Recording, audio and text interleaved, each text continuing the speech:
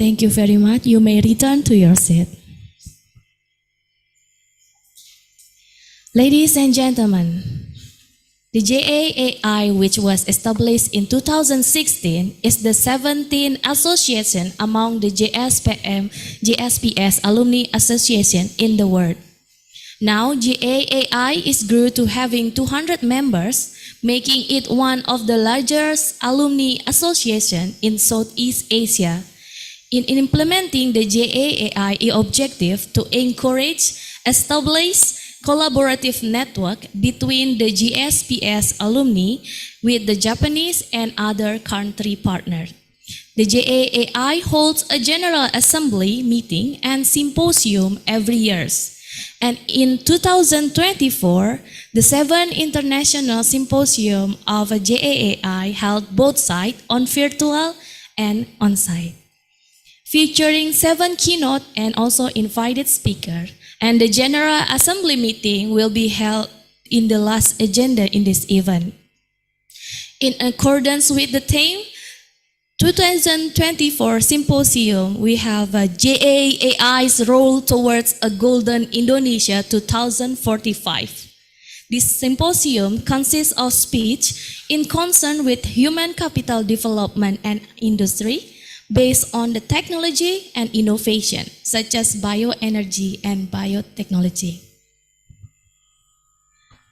So let's proceed with our opening ceremony. I would like to outline our speakers for this morning. First, we will hear the chairman's report from Professor Dr. Puspita Lisdianti. Next will be an opening remark from Mr. Hisamichi Yamazaki, the first Secretary of Science and Technology Affairs from the Embassy of Japan in Indonesia. And I would like to have Professor Yoshio Otani, the Director of JSPS Bangkok, to have opening remarks. Then we will have the photo session together. So following this opening remark, we will move to the first session featuring Mr. Shotaro Konishi and Dr. Ajeng Arumsari with the Dr. Lucky Subehi as the moderator. The second session will be the keynote speaker. We have the Professor Kozuke Mizuno with Dr. Josephine Elizabeth as the moderator. And finally, in our third session, we will have Mr. Satria Gentur Pinandita, Mr. Warsono, Professor Ika Dewi Ana, and Dr. Aan Johan Wahyudi with Professor Dr. Mirta Karina Sanchorini as the moderator. Thank you for your attention, and let's look forward to a day filled with knowledge, insight, and meaningful discussion. Please enjoy today's symposium. Please give applause first.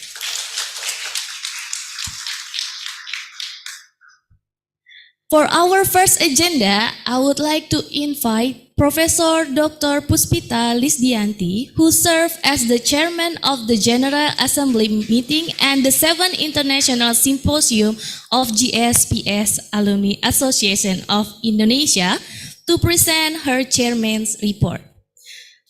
Please join me welcoming Dr. Puspita Lisdianti to the stage. Please, Doctor, the floor is yours. Okay. Thank you very much, Ibu Ratna, for nice introduction.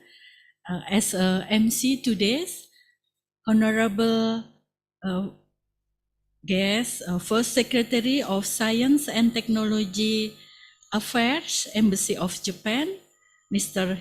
Hisamichi Yamazaki, that together with us in a Zoom meeting. Director of JSPS Bangkok Office, Professor Yoshio Otani, Ms. Keiko Aikawa, Deputy of JSPS Bangkok, Mr. Shotaro Konishi, International Program Associate JSPS Bangkok also, Advisory Board of JAAI, Professor Bambang Subianto, Professor Subiakto, Professor Hani Wijaya, that together with us here today, and then Director of Research and Innovation Fund, BRIN, Dr. Ajeng Arumsari, Professor Kosuke Mizuno, Bapak Satria Gentur Pinandita, Bapak Warsono, Profesor Ika Dewiana, Dr. Aan Johan Wahyudi, members of JSPS Alumni Association of Indonesia, JAAI, JAAI College, and all participants. Assalamualaikum warahmatullahi wabarakatuh. Good morning, ohayo gozaimasu, and selamat pagi. First of all, let us thank Almighty God for the blessing that we can get together today in this event. On behalf of JAAI, I would like to extend my warmest welcome to all guests, keynote and invited speakers, and all participants offline and also online who have been willing to attend this event. I would like to report that there are 220 registered participants on this event from JAAI members and non-members, consists of researchers, lecturers, students, advisor, and professional that come from Indonesia, Japan, Malaysia, India, Thailand, and the Philippines from our College of JSPS Alumni. And then there is more than 34 universities, participants from Brawijaya Universities, Cendrawasih University, Chulalongkorn University, De La Salle University, De La Salle University, Diponegoro University, Gajah Mada University, Gunadarma University, Göttingen University, Hasanuddin University, IPB University, ITB, Institut Teknologi Sumatera, ITKes Muhammadiyah Kalimantan Barat, Malahayati University, Mulawarman University, Pakuan University, Patimura University, Politeknik Engineering Pertanian Indonesia, Politeknik Negeri Sriwijaya, Tadulako University, Universitas Indonesia, Universitas Dumoga, Kota Mobagu, Universitas Islam Negeri Wali Songo Semarang, Universitas Jenderal Sudirman, Universitas Lampung, Universitas Mataram, Universitas Palangkaraya, Universitas Singapura Bangsa, Karawang, Universitas Agung Tirtayasa, UPN Veteran Jawa Timur, Universitas Jember, Universitas Jambi, Universitas Papua. And then also from company also join in this meeting, and then of course participation from BRIN. Yeah, I would like to thank to National Research and Innovation Agency, or BRIN, JSPS, Embassy of Japan, and all organizing committee for the valuable support to make this event available. I would like to appreciate everyone continuous and kind support to JAAI activities. I really hope that JAAI could establish a good networking between the alumni and their partners in Japan or other countries, and collaboration among JSPS alumni association in the world will be strengthened as well. Finally, I wish all participants would have a fruitful discussion of the symposium. Thank you very much for your participation. Wassalamualaikum warahmatullahi wabarakatuh. Thank you, Professor Puspita Lisdianti, for sharing your chairman's report with us. Moving right along, is now my pleasure to introduce Mr. Hisamichi Yamazaki in online Zoom. Hello, Mr. Hisamichi Yamazaki, can you hear me? Ya, selamat pagi. Selamat pagi. So, ya. Mr. Hisamichi Yamazaki served as the first Secretary of Science and Technology Affairs from the Embassy of Japan in Indonesia. He will be sharing his opening remark with us. So please, Mr. Yamazaki, the time is yours. Ya, terima kasih. Selamat pagi. Selamat pagi. Can you open your video? Tidak bisa? Okay, please, Mr. Yamazaki, the time is yours. Ya, senang bertemu dengan Anda sekalian. Nama saya Hisamichi Yamazaki di Kedutaan Besar Jepang. It is my pleasure to say a few words from Embassy of Japan in Indonesia.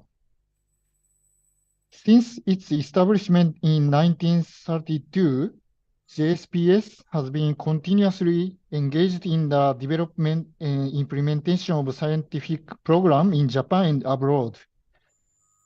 I'm very pleased to see all of your members are active in many fields and have played important roles in Indonesia. JSPS program has helped motivate young people to pursue further studies in Japan and has acted as one of the bridges of friendship between Indonesia and Japan. JSPS program is an important program that contributes to the development of human resources. I believe that you, as alumni of the JSPS program, have directly experienced Japanese science, technology, and culture through joint research and from exchanging views with researchers and students in Japan. Nowadays, research in any fields is not conducted in the closed world only in academia or industry, but across industries, research fields, and national borders. Such like this alumni association is one of the important networks that create new connections beyond the people to people, research fields, and research fields. I hope that all of you will utilize the experience and skills you have gained in Japan for the future development of Indonesia. And at the same time, I hope that you will utilize the connections of this alumni association to make the bridge between Indonesia and Japan even stronger than it is now. I'd like to express my sincere appreciation to all those who have contributed to today's alumni meeting and symposium, especially to the alumni participants, organizers, collaboration industries, and JSPS. Terima kasih banyak. Saya semoga hari Anda dan riset menyenangkan ya. Terima kasih. Thank you so much, Mr. Hisamichi Yamazaki. Terima kasih banyak. We appreciate your valuable contribution to our events. So, last but certainly not least, for the opening remark, is now my distinct pleasure to welcome Professor Yoshio Otani, who serves as the Director of JSPS Bangkok office, and he will be delivering his remarks and officially inaugurating our conference. Please, Professor Yoshio Otani, come to forward, and the time is yours. Good morning, everyone. I'm Yoshio Otani, Director of JSPS Bangkok office. I am very much delighted to convey my warm welcome to all the participants attending this symposium. It is my great honor to support JSPS Alumni Association of Indonesia, JAAI, in organizing 7th International Symposium entitled JAAI's Role Towards Golden Indonesia 2045. Last December 5th, I received very sad news from Professor Yakto of BRIN that Professor Wafu, do you want to, the previous president of JAAI, suddenly passed away. He had been the president of JAAI since October 2019, from the establishment of JAAI, and since then he led JAAI with his great leadership. He was a so nice man, and I remember his gentle smile. Although I couldn't meet him physically. I would like to express my sincere condolence to him and pray for his repose. JSPS Bangkok office was established in 1989 to develop academic networks between ASEAN countries and Japan. We are supporting 4 alumni associations in ASEAN, Indonesia, Thailand, Malaysia, Philippines, and also 3 other countries in South Asia, India, Bangladesh, and Nepal. Last month, all 7 JSPS Alumni Association presidents met together in Bangkok to establish regional JSPS Alumni Association Assembly. The meeting was very successful, and all the presidents agreed to promote strong collaborations in this region. I hope today's symposium is useful to start new international collaborations between Indonesia and Japan towards golden era of Indonesia. Thank you very much for your attention. Please give applause. Thank you, Professor Yoshio Otani, for your inspiring opening remarks. Ladies and gentlemen, before we move on to the next agenda, let's capture this special moment with a group photo session. I would like to invite Dr. Puspita Lisdianti and our honorable guest, keynote speaker, invited speaker, moderator, and the board advisory committee member of JAAI to come forward in the front. Please. We will have a first picture together.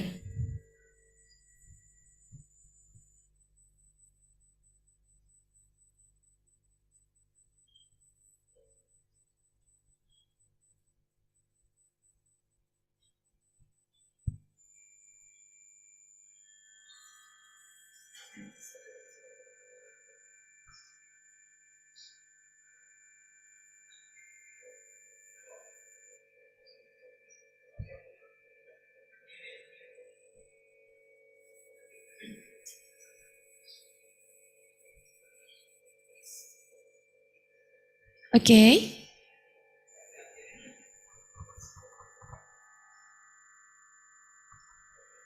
Okay, on my count, 1, 2, 3.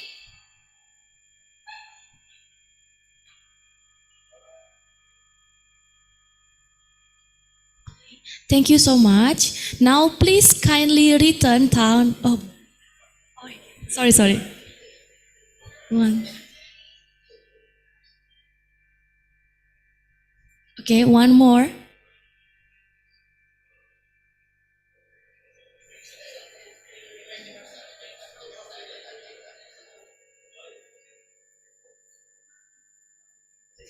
Okay, for now, please kindly turn around and we will take a picture together with the audience.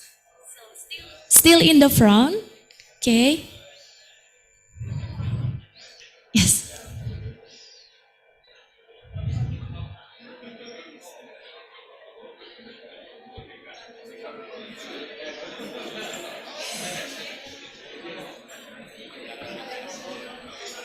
Back in, yes, that will be good. Please, behind the table. Okay. The audience, please stand up on your seat. Okay, we will have a picture together. Okay, Pak.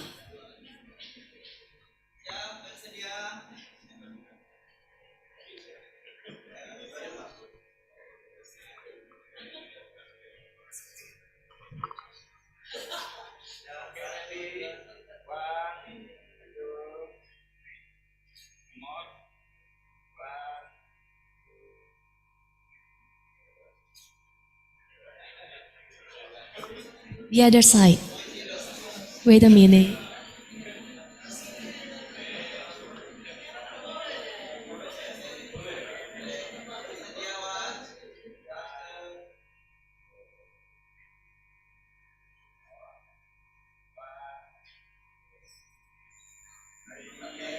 Okay, thank you so much. Please give applause. Oh, still sorry.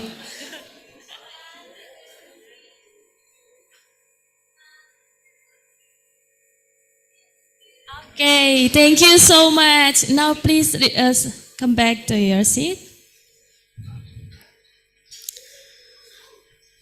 So following this opening remark, we will move to our first agenda. The first agenda, which is information about JSPS program and other research funding by the Japan agency. This talk will be delivered by Mr. Shotaro Konishi, representing the International Program Associate JSPS Bangkok, and Dr. Ajeng Arumsari, representing Director of Research and Innovation Fund BRIN. To facilitate this enlightening session, we have to esteem Dr. Lucky Subehi, who will serve as the moderator.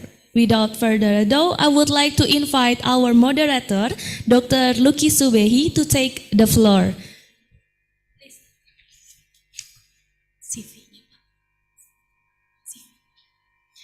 Dr. Lucky Subehi is senior researcher in Research Center for Limnology and Water Resource in BRIN. His field expertise are hydroclimatology and ecological process, and he also conducting research in the freshwater environment and water quality. He finished his PhD from Department of Integrative Environmental Science, University of Tsukuba, Japan. Are you okay? Okay, please, Dr. Lucky Subehi. Now the time is yours. Thank you very much. Assalamualaikum warahmatullahi wabarakatuh. Selamat pagi. Ohayo gozaimasu. My name is Lucky Subehi. Thank you for MC to introduce me. As mentioned by MC, this session I will be as moderator for this session for about the information about the JSPS funding. So we have two presenters today from Mr. Shotaro Konishi and from Dr. Ajeng from BRIN. And now first I would like to invite Mr. Shotaro Konishi, please come here. Meanwhile, I want to read his CV. And please, oh yeah. Mr. Shotaro Konishi is a graduate from Faculty Economic Yamaguchi University, starting job career in Personal Division Kayusa Civil Center Fukuoka, and now at present is in International Program Associate of JSPS Bangkok office. Okay, you have 15 minutes for your presentation, and after we have finished to speaker, we also have some discussion session. Please, time is yours.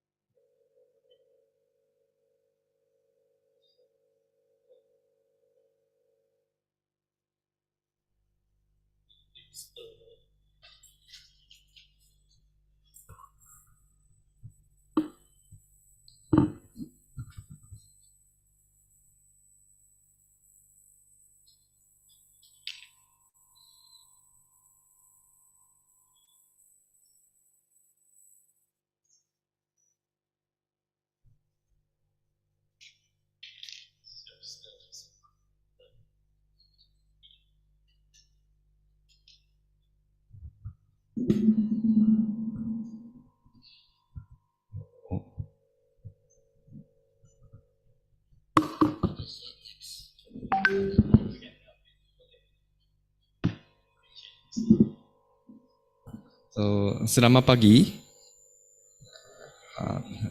Nama saya Shotaro Konishi. Senam bertem andam sema. Before I begin, let me quickly introduce myself.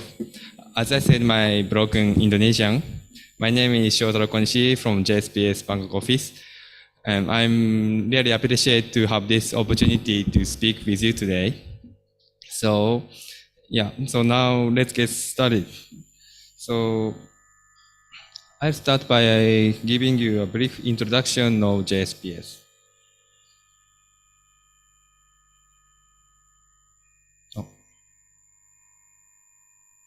Okay.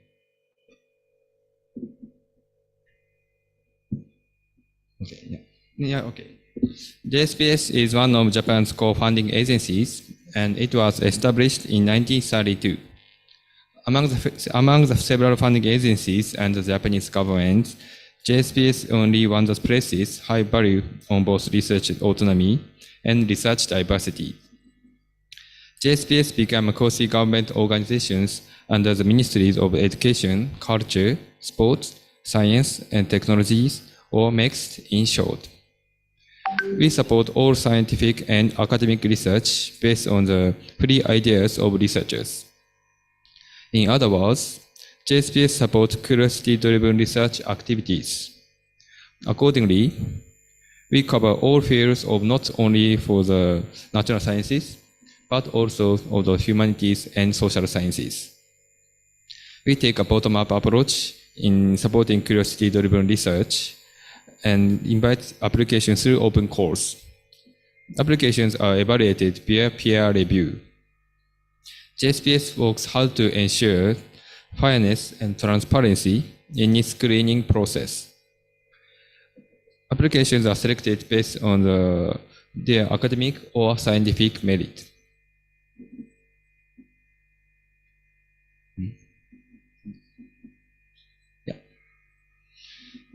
This slide shows frameworks of the science and technology policy systems in Japan. Council for Science, Technologies and Innovation is placed in the Cabinet Office. The Council is chaired by the Prime Minister. The Cabinet Office provides relevant ministries with frameworks for science and technologies with general coordination. The ministries provide relevant organizations, including funding agencies like JSPS, with science and technologies, with policies and budgets. Other funding agencies, JSPS is placed under the MEXT, which is Ministries of Education, Culture, Sports, Science, and Technology.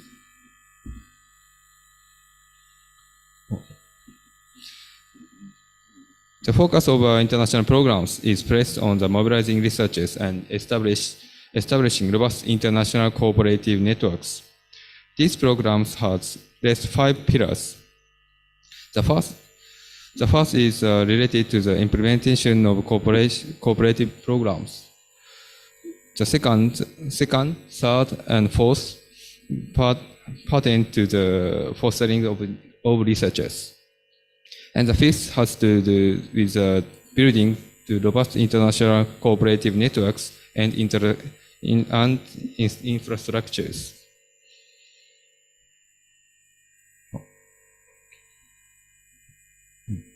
This slide shows the number of researchers exchanges through our international programs. In fiscal year 2019, more than 3,000 overseas researchers were invited to Japan, and more than 4,600 Japanese researchers were sent abroad through our international programs. Let's look at the numbers in fiscal year 2020 and 2021. Due to the spread of COVID-19, the number of researchers exchanges dramatically decreased. But in fiscal year 2022, it has been recovering in the level approaching as before the pandemic.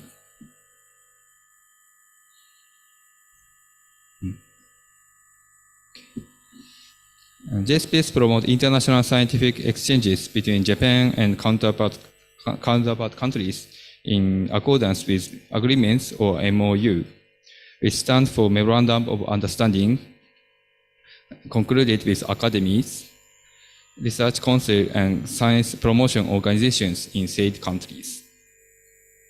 Programs with such counterpart agencies mainly take the form of joint research projects, joint seminars, and researcher exchanges.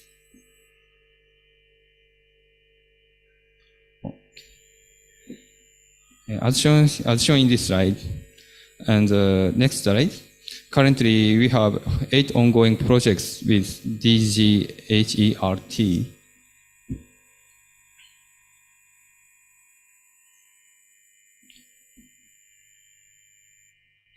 Yeah, this page as well. And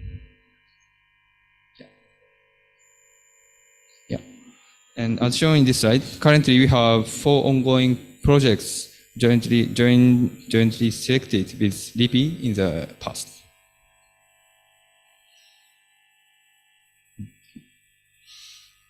And in addition to the bilateral cooperation based on agreement or an MOU, JSPS has been conducting bilateral collaboration called Open Partnership Joint Research Projects or joint seminars. Under this scheme, JSPS bilateral implementation of joint research projects and seminars can be done with all countries, even if they do not have an agreement with JSPS. The programs covers all scientific fields. In this scheme, JSPS provides funding to the Japanese researchers. Their counterpart overseas researchers were expected to secure matching funds on their own, any funding agencies. Their counterpart overseas researchers were expected to secure matching funds on their own from any funding agencies. From fiscal year 2020, we launched a new scheme for making proposal named Open Partnership Joint Seminars. The program aims at strengthening bilateral research cooperation by supporting organizer initiative via university consortiums and other collaborations among institutions.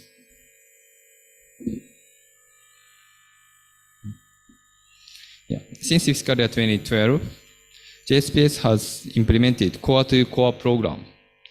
The programs consist of 2 components. That is Type A, Advanced Research Networks, and Type B, Asia-Africa Science Platforms.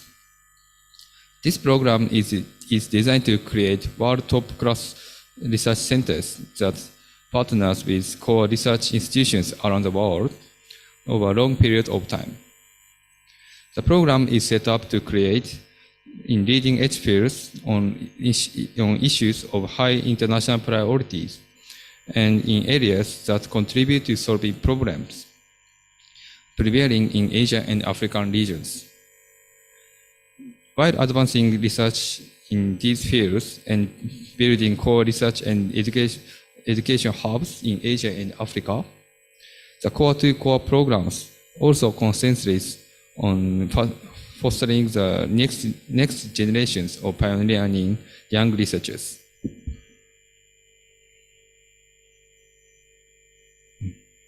So as shown in this slide, the Core to Core programs has 15 cases with Indonesia.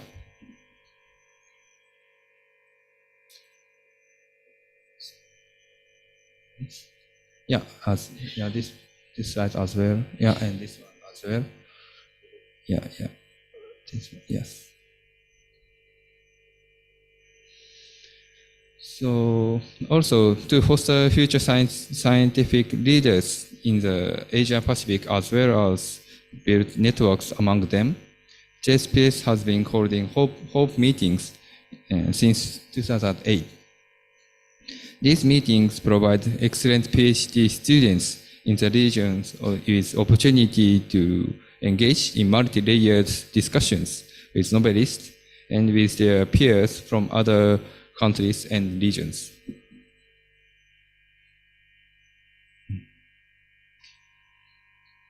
Next, I'd like to introduce the topic of JSPS fellowship programs for overseas as well as Japanese researchers.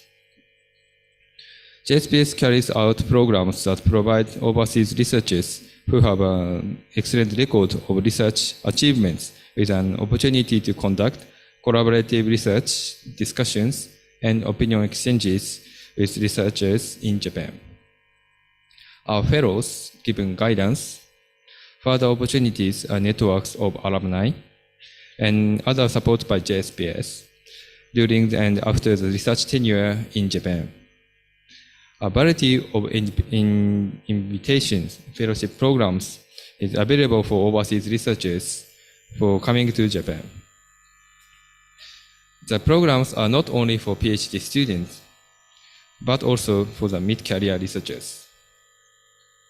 The research period provides, or in other words, the length of stay in Japan varies from 1 month to 2 years, depending on the program. We can see that the numbers of researchers who came to Japan rapidly dropped in fiscal year 2020 and 2021. So as you can assume, this is mainly due to the COVID-19 pandemic. Due to this, JSPS has taken special measures such as extending the due date for arrival. So here we have the Ronpaku program to help our researchers obtain a PhD students from a Japanese university. This is done through with the submission of dissertation without matriculating a doctoral course. It aims to provide tutorial and financial support for promising researchers in Asia and African countries, or other specified countries among Japanese ODA recipients.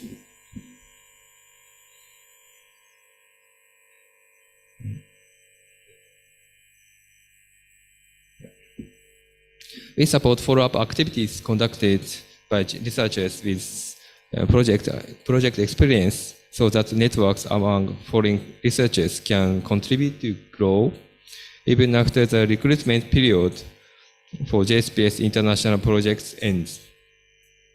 Currently, JSPS certified alumni associations are organized in 20 countries. These organizations hold events such as seminars and symposiums and issue newsletters to promote exchanges with Japan. By supporting these activities, JSPS also aims to nurture young researchers who have a new interest in Japan.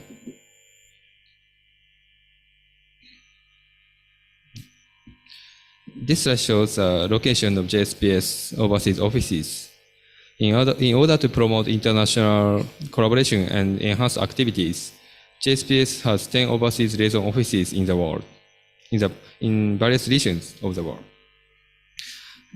The overseas offices function to liaise with counterpart research promotion organizations to support alumni networks and among participants in JSPS programs, and to disseminate information and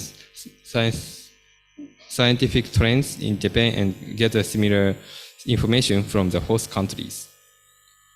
The offices also support the global activities of Japanese universities.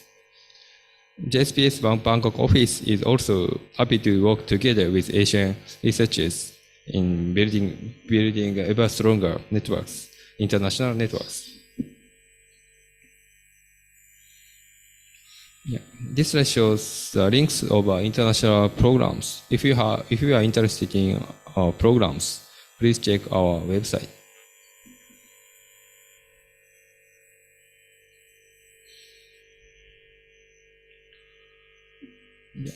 Yeah, and that concludes my presentation. Terima kasih.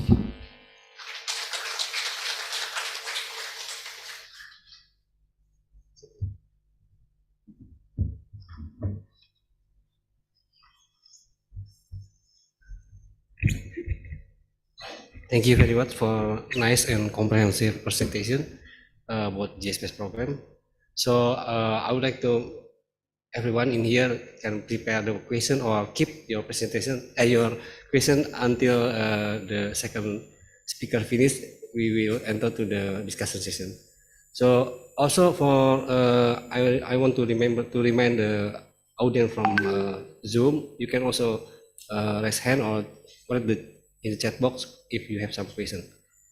Okay, thank you very much again for Kondisi-san. And next, I would like to enter to the second speakers. The speaker will be delivered by Dr. Ajeng Alumsari, and based on the information from committee, unfortunately she could not attend here, and she delivered a recording video. So before we start watching the video, I want to read the CV for her. So Dr. Ajeng Alumsari is PhD from United Graduate School of Agricultural Science, Ehime University, Japan, and now she's a Director of Research and Innovation Funding in BRIN. Okay, so can we start for video? Okay, please.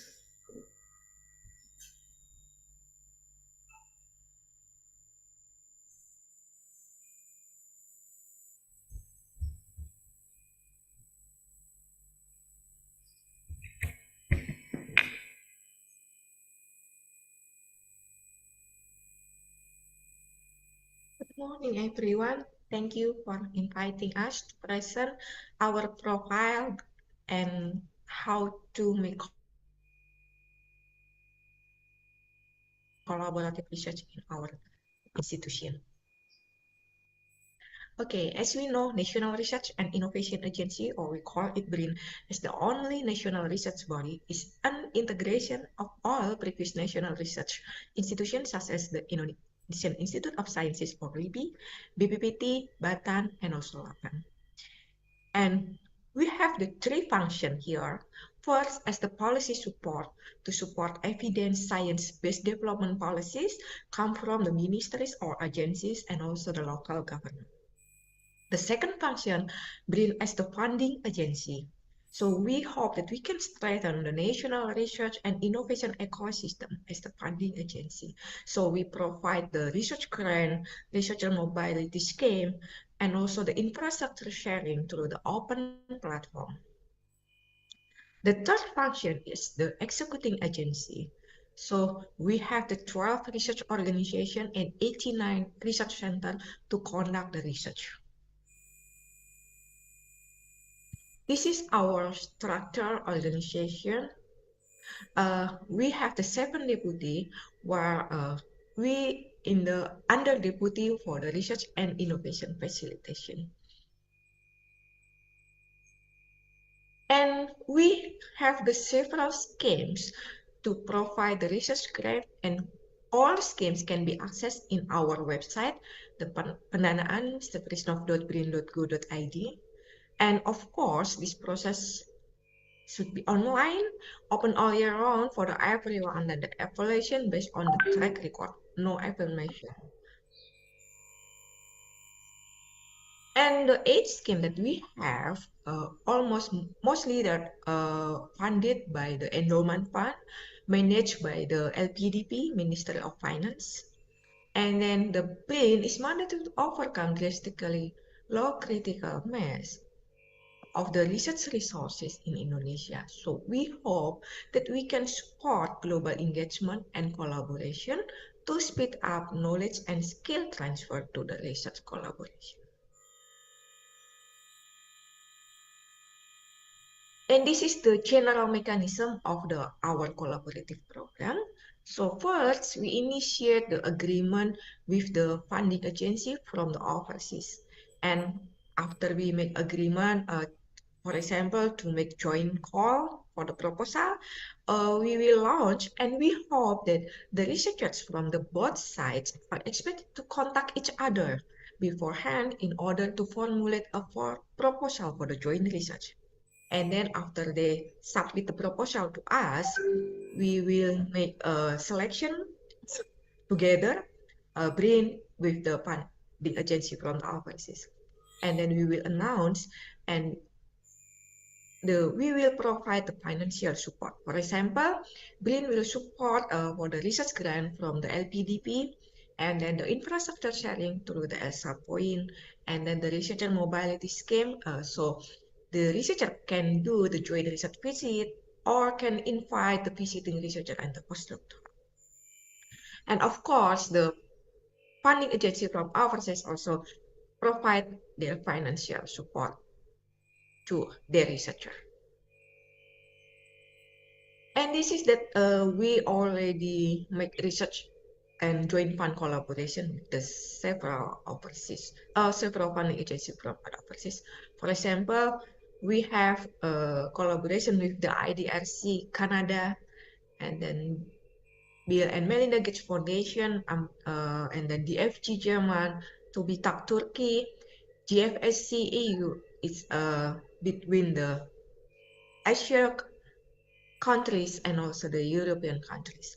And then we have also the agreement with the China, Asia, it's between the Asia Pacific countries, and then Japan through the SATREPS, NEDO, and also the GST, and we also have the collaboration with the Connexi Australia. So actually we have the many scheme here. For example, we have the joint call. Joint call, it means that joint call for the proposal requiring collaboration. For example, now we are open call for the GFSCU, CAU, and also the EASIA scheme. And we also have the co-funding scheme. It means that there is collaborative initiative that combines research grant. For example, the BMGF. So BMGF give her grants to LPDP, and then LPDP also have the grant for the open call in the theme of the banana. And also we have the collaborative program. It means that the research project financing by the country partner or the funding agency. The example is the NEDO. NEDO give the grant for call for proposal for the bridge research. I will explain later. This is our collaboration with the Japan side. First, NEDO, the New Energy and Industrial Technology Development Organization. We have an agreement since the last year, and then we also have the agreement with the SATREP, Science and Technology Research Partnership for the Sustainable Development Program since 2022 during the BRIN, but previously managed by the Ministry of Research and Technology. And we also initiate collaboration with the GST, Japan Science and Technology Agency, on Japan-ASEAN collaboration in science, technology, and innovation. And also initiation with the Japan Society for the Promotion of Science. We call it JSPS for the bilateral project. Okay, now I will discuss, explain a little bit about the SATREP. Maybe you already know about it. SATREP is collaboration scheme between the Japan and Indonesian government in science, technology, and innovation, as well as capacity building that covers for the 4 areas: environment and energy, bioresources, disaster prevention and mitigation, and also the infectious disease control for the health care. Last year, we already have 12 recommended projects and then 2 projects funded. In this year, we already sent the 12 recommended projects, but how many projects will be funded is still on process in Japan. For NEDO, it's limited to researchers that can participate in this collaborative program. The research intends to investigate for the on net zero emission in Indonesia and Japan. So we have the two batch here. In the first batch, there are 13 projects were funded. And in the second batch, there are 20 projects were funded by NEDO. For the first batch, there are several research themes here about the energy source, energy storage, and also carbon capture. In the second batch, there are 3 research organizations got this grant from the Research Organization for Life Sciences and Environment, and then for the nanotechnology and material, and also the Research Organization for Energy and Nature. And now we are launch about the collaborative platform. So it's the joint research activities managed and funded by BRIN, and also can be also funded by country partner and funding agency and the specific theme. So we have the 10 themes here. We can see in these slides, for example, the terrestrial biodiversity expedition. In this year, the location for the expedition, it will be in Kalimantan. And then we also have the theme for the maritime biodiversity and geological expedition. It will use the research vessel in the deep sea location in Indonesia. And also we have the structural biology, southern space observation at Timau, and also the others themes. So we hope through this collaborative platform, we can make collaboration research between the BRIN's researchers and then the academia from the local university and also the university from the overseas.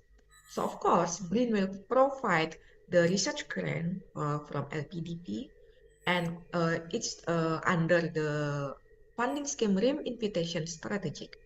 And then we also provide the research infrastructure facilities and also the researcher mobility program. And we hope that we can also invite the visiting professor, visiting researcher, postdoctoral, research assistant, and etc. to conduct the research together in BRIN based on the 10 themes of the collaborative platform. So this collaborative platform will be managed by the program manager in each of the research organization in BRIN. So this program manager will open call for the proposal or for the person that will conduct the research. So you can wait for this platform. I think that's all for our presentation. Of course, we hope that we can make more and more collaboration between Indonesia and Japan. Thank you.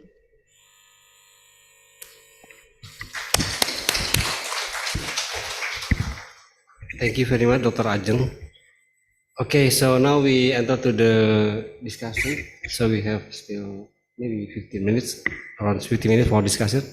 So I open the question from this floor. Any question? Meanwhile, I also check in the Zoom if some question. Please, if you have some question.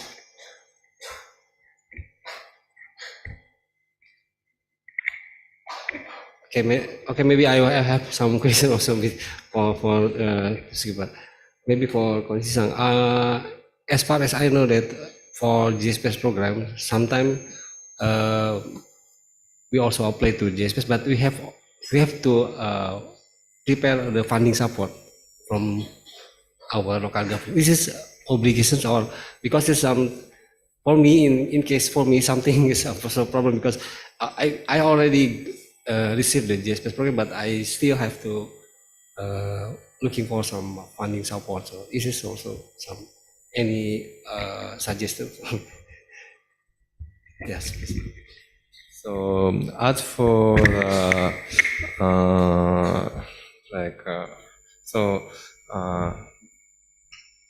for example, yeah.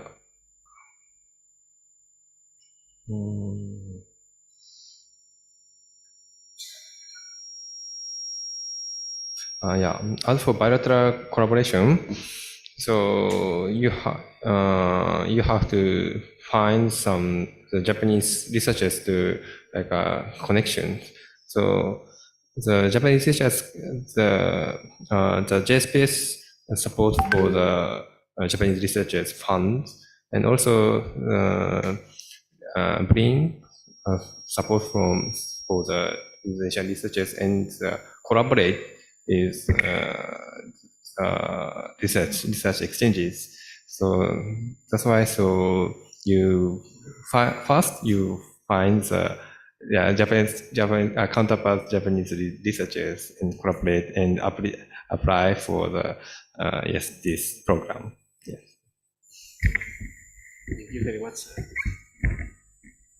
Okay, so any question from this floor or some comments for the discussion?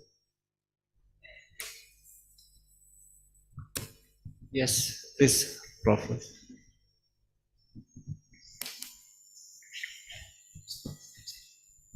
Thank you. Good morning, Saudara Mr. I have a question about we have Western Indonesia and Eastern Indonesia. Eastern Indonesia is not yet to develop with contrary with Indonesian Western. Like we have Papua, we have Nusa Tenggara, and the other one. If any JSPS program maybe have special case to develop this program scheme, especially at Eastern Indonesia. Maybe it's very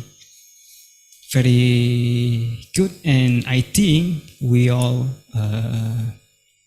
know that Indonesia not too far enough about the diversity economy about Western and Eastern Indonesia. Thank you very much. Please. So okay.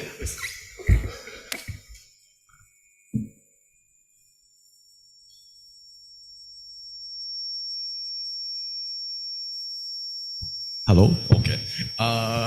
I'm sorry, we haven't have any special program to Indonesia. I think one of the things I want to introduce, we are going to start a postdoc program for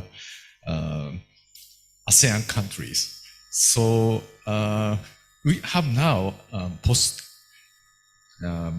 Rompak Fellow program, but we want not so much demand for Rompak Fellow. So we are going to quit the Rompak Fellow program. Instead, we start new program for short-term postdoctoral fellowship program.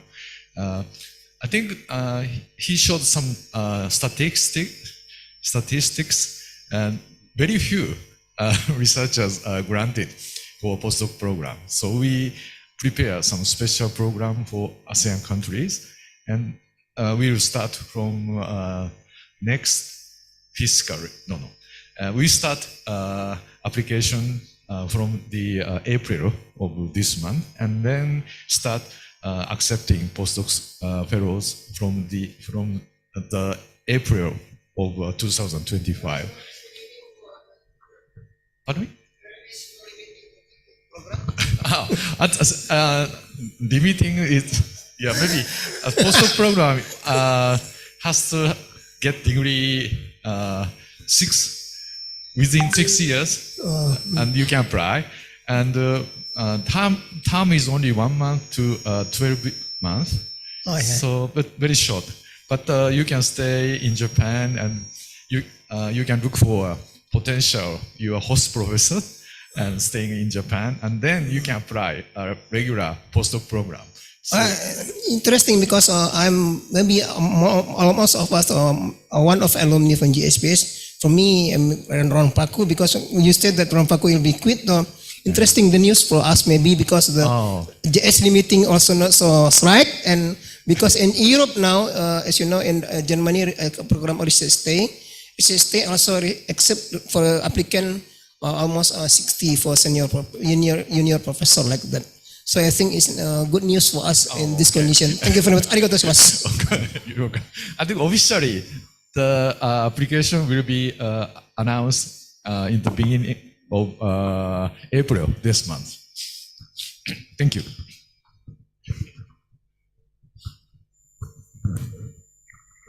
Please, any question?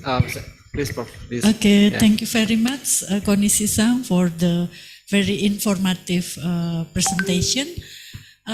I learned that so many JSPS alumni from Indonesia, from Rompaku program, also already almost 200 persons. Can we access the database of the alumni? Because I think not of them join to the JAAI. Yeah. And then the second one, I learned that core and core program has to conduct the joint seminars or symposium, right? Yeah. Is it possible that JAAI co-organization the symposium together, organize the symposium together with the person that get core and core program? It's maybe more big seminar will be conduct. Is it possible to do that? Thank you very much. So first question is the database of alumni in Indonesia, right? So what for us, for the JSPS Bangkok office has no data of alumni, each alumni, so not only for the Indonesia but many another alumni. We have no data, so we have to ask the Tokyo headquarters. They might have the data or something, but yes, so we should ask the Tokyo headquarters. And second question is like a collaboration and with programs and this symposium, right? Yes, so I have one suggestions, and I worked at JSPS Tokyo headquarters at so I forgot the name.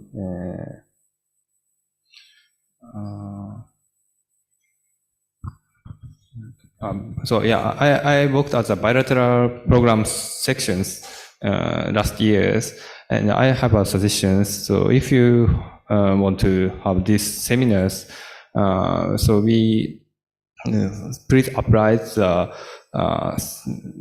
bilateral collaboration seminars, open partnership joint seminars, and to collaborate and this symposium and from Indonesian researchers. As I think this is one way to collaborate, hold this such a big event. Yes, thank you. Thank you very much. So, any question again from the floor? Also, maybe from Zoom. Maybe. Oh, okay. So yeah, thank you. So I saw in the chat box from Azena Arifin. I think he shared that his experience. I will read. I had similar experience. It was 3 years ago. We Japan and Indonesian scientists proposed at the time my partner good funding from GPS, but my proposal didn't approve from Indonesia side. Very sad. I think Indonesia BRIN should make better scheme of funding mechanism JSPS BRIN scheme. Yeah, I think as I said in my question, first question about the funding support, there's some problem also with yeah. And this, I want to read the second question from Wahyudi. My question for Dr. Ajeng, maybe any staff or Dr. Ajeng can follow this question. So recently, the recruitment of visiting professor from BRIN 2024 is Scopus Index of 5 and equals 2. My question is, what's the purpose of this program? If the purpose is to enhance collaboration, increase or upgrade research skills, our index is better and BRIN will receive many candidates to select the potential candidate. But if the index is higher than before, BRIN will receive a limited candidate, which are mostly already good skill, ability, and knowledge. So, so I think the second question, can I call some from Dr. Ajeng or some her staff in here? Any can respond?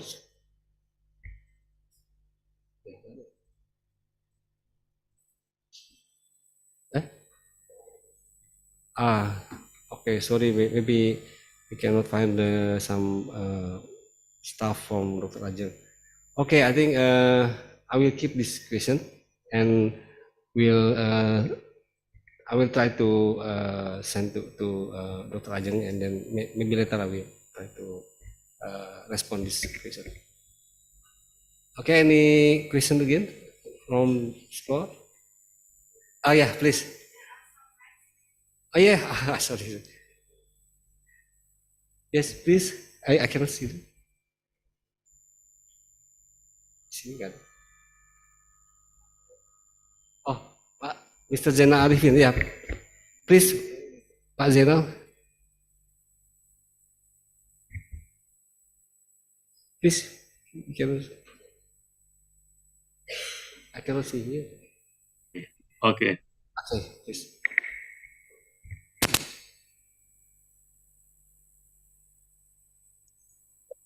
Hello. Ya, Pak Zainal. Please. So, question to Dr. Konishi.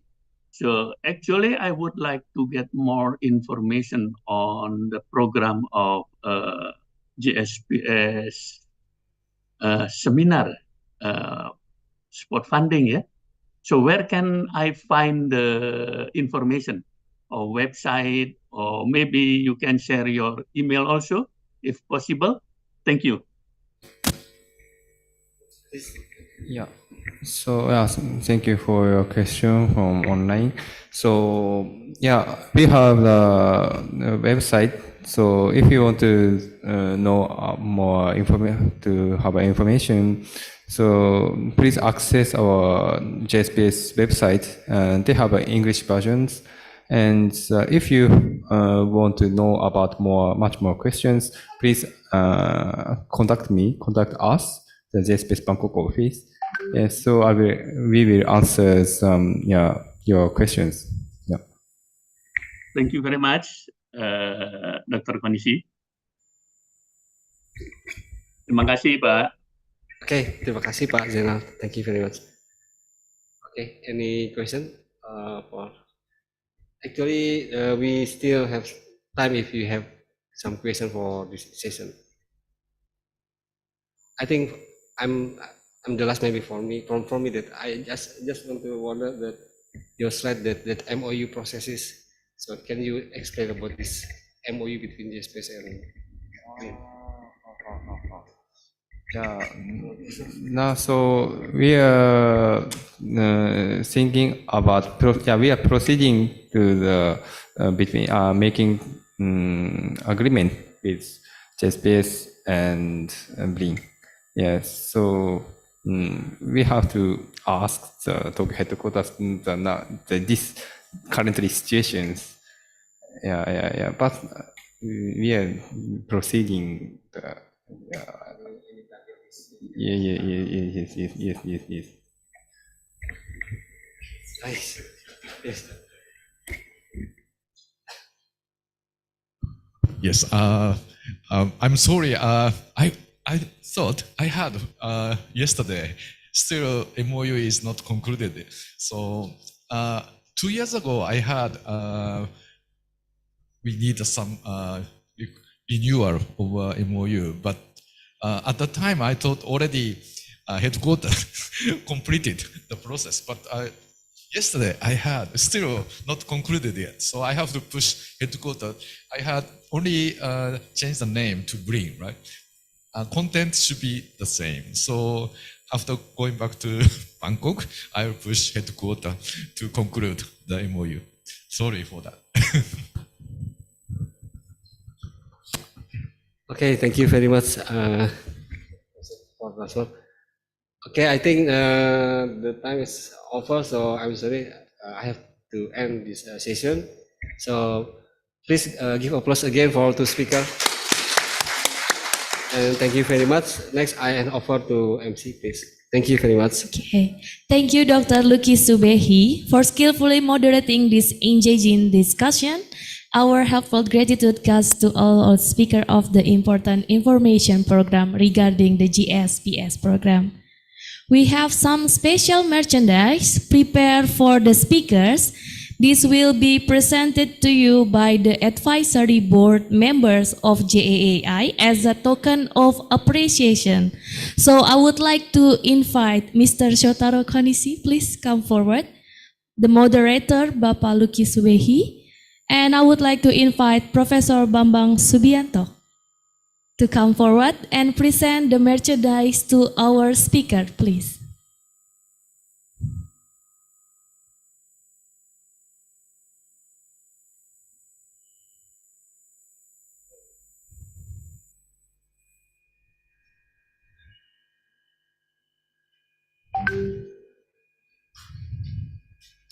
Please give applause to the speaker. May I? Yes, a photo session together first.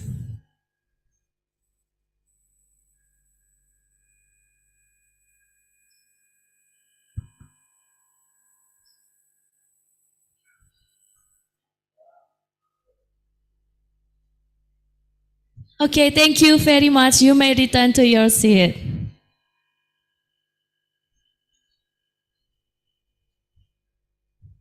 Ladies and gentlemen, we are now transitioning our second agenda, which involves another lightning session of a keynote talk.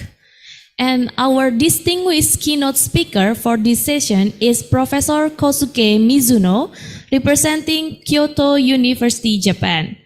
We are privileged to have an esteemed moderator from Dr. Josephine Elizabeth Siregar, who will guide us to three decisions. I would like to invite our moderator, Dr. Josephine Elizabeth Siregar, to take the lead. The floor is yours. Dr. Josephine Elizabeth Siregar is currently head of the Structural Biology and Cell Signaling Unit from IGMAN Research Center for Molecular Biology, BRIN. Her research interests, some of them are anti-parasite drug discovery, identification of a malaria in non-human primate, and developing the rapid diagnostic test for the malaria. She was graduated her PhD from the Department of Biomedical Chemistry, the University of Tokyo, Japan in 2009. Please, Dr. Josephine, now time is yours. Thank you, MC, to introduce me to the audience. And good morning, everyone. And we are in the session keynote speaker, which is will be given talk by Professor Dr. Kosuke Mizuno. So before the presentation, I will read his CV.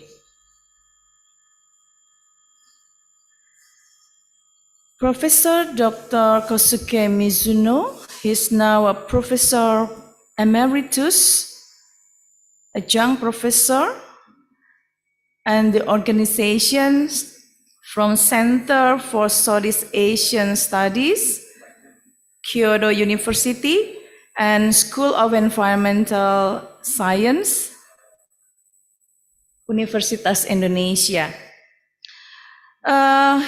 His education background, starting from 1974 up to 1978, with the Bachelor's of Economic from Faculty of Economic, Kyoto University, and then continue for his PhD Ronpaku program from Graduate Schools of Agriculture, Department of Forestry and Agriculture Economic, Kyoto University. And the professional career also starting from 1978 as a research staff, Institute of Developing Economic, Tokyo, and continue at 1996 as an associate professor, Center for Southeast Asian Studies, Kyoto University, and then continue again for the career as a professor at the same institution, director at the same institution, and also a professor from 2003 to 2019 as a professor at the Graduate School of Asia and African Area Studies, Kyoto University. And then after that, he is acting as a professor in another institution, Research Institute of Humanity and Nature, Kyoto, and professor also Center for Southeast Asian Study, Kyoto University. And 2019 up to 2023, he is a professor at School of Environmental Science, Universitas Indonesia. And now he's acting as the adjunct professor at that institution. And his research interests, there are some here: Indonesian economy, especially rural economy, peatland restoration in Indonesia, agrarian relation in Indonesia, industrial relation in Indonesia, and Indonesian economic development and small-scale business, informal sector, and rural industry. So that's the short CV from Professor Kosuke Mizuno. We have 35 minutes, Professor. 35 minutes. So now time is yours.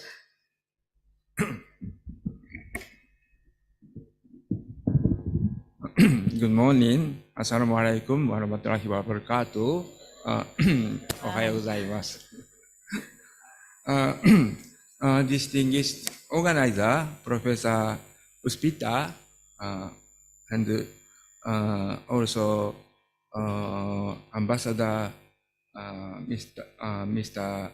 Yasuhi Masaki, and also Professor Yoshino Otani, and Mr. Konishi, Dr. Luki, or Dr.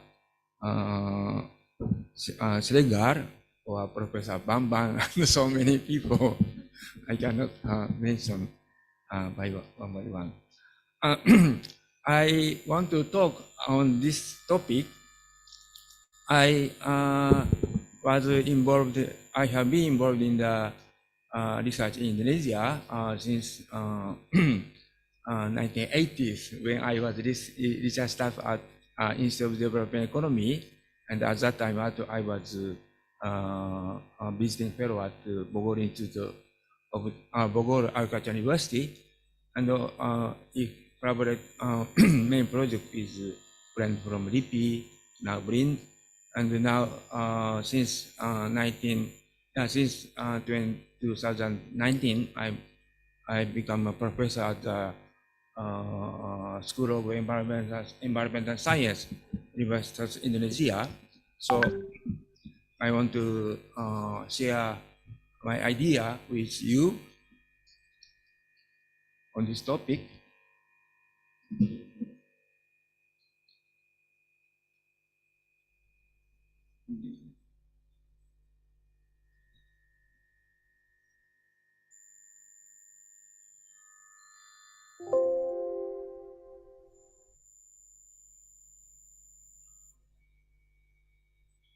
When I start my research on Indonesia in 1980s, we have some idea that in Indonesia, not many research fund. It's difficult to find research fund in Indonesia, but now situation is different. I think. In the University of Indonesia, every day there are many information, such as this program from Bank Indonesia, or this 200 million rupiah grant service, grant research service is 800 million rupiah, or so 8 million yen, around 8 million yen.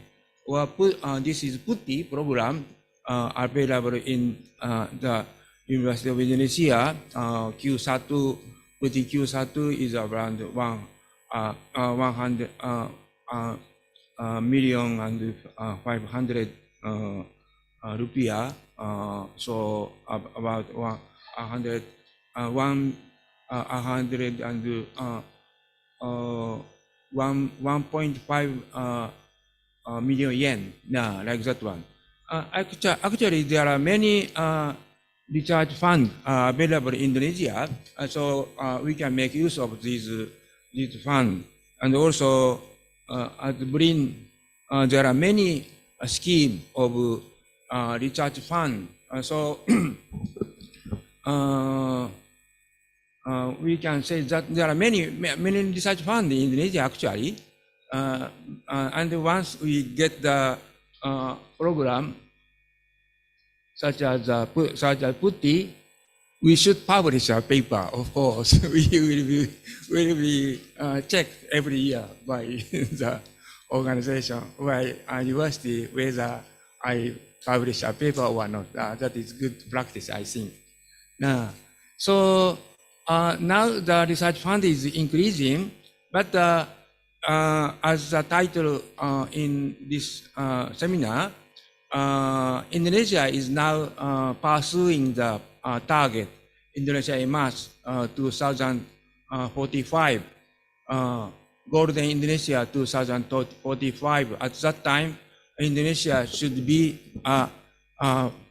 five biggest GDP country in the world, and also there are many indicators such as GDP here GNP per capita, or GDP per capita is to $20,000, $30,000 or $20,000. There are many ideas, but anyway, present level is about $5,000 per GDP per capita in Indonesia. So there should be a kind of rapid increase. This is the GDP increase every year during the time. So we should have image or vision how to reach this target, Indonesia Emas, Golden Indonesia 2025. 2045. So now we can make image, envisage how we reach to the target, or how from JSPS side, how JSPS can boost the development of Indonesian economy, especially field of research and development. From that point of view, I want to see the level in Japan. As this data said, Japanese research and development expenditure is about 3.65% to GDP. Now,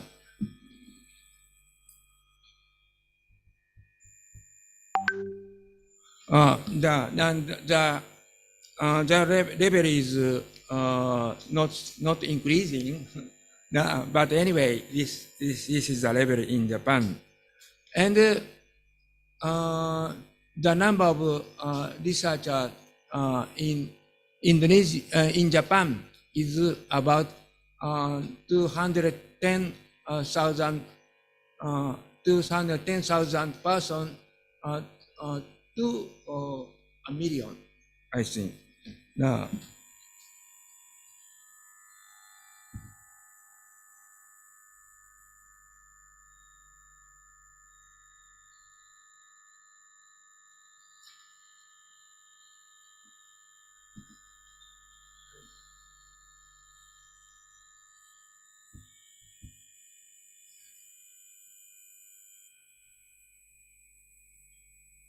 sorry.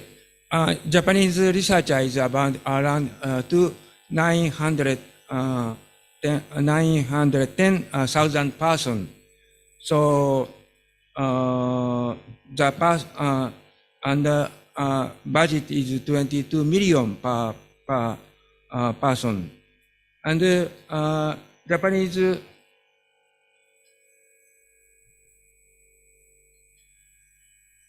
sorry.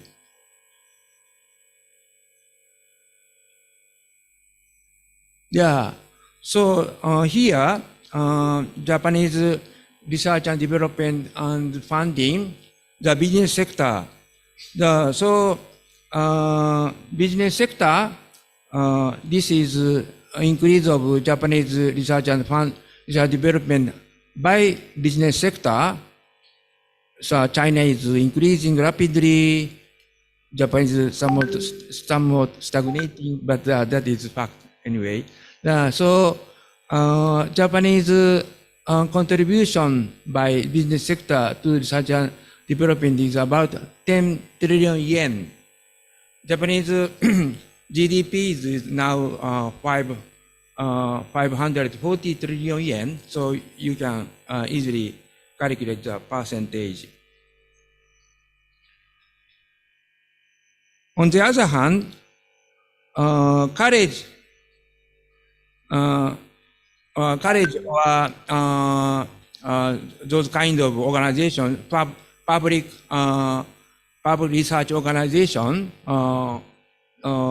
contribute the fund around 10 trillion yen. So we can say that the business sector contribute 40 trillion yen, college contribute 10 trillion yen for the expenditure. Not they contribute, but so university got the fund from JSPS, for example, because that the university can make use of the fund, research fund. Now here, the number of researchers. Sorry. Gimana? Oh yeah, okay. Here, the number of researchers in Japan is 400,000 people more work at the business sector. So business sector, Toyota or every named Japanese company has a section of research and development. They spend a lot of money for research and development to develop the technology, of course, and they use and so graduate from university enter the university, the company and become the researcher at the company. That is main important stream of the researchers in Japan.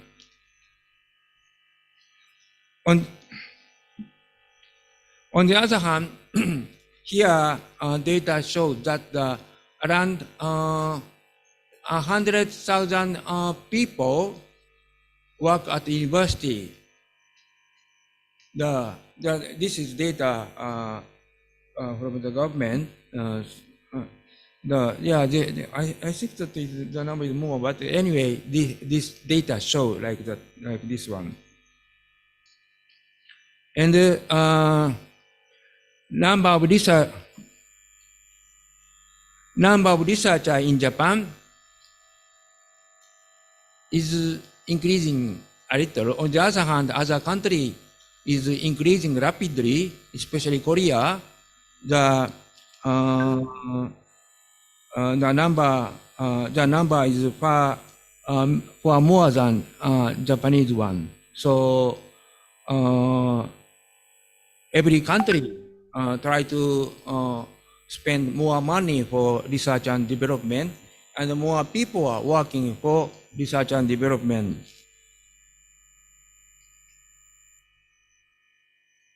So this is case at research in Japan, AI or biotechnology or quantum technology. So this blue is business sector, and orange is university, and this non-profit institution and the public organization.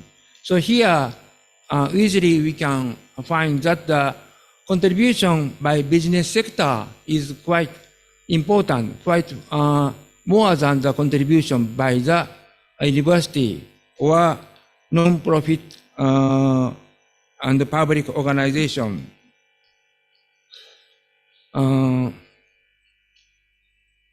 This data shows that the Japanese, this is Japan, Japanese research and development budget is more used for manufacturing. On the other hand, US, not only by manufacturing, but non-manufacturing is more budget.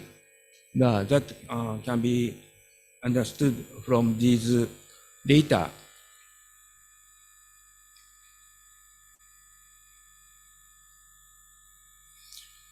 Now we see the data on Indonesia. It's not easy to find the budget on Indonesia. This data is from World Bank.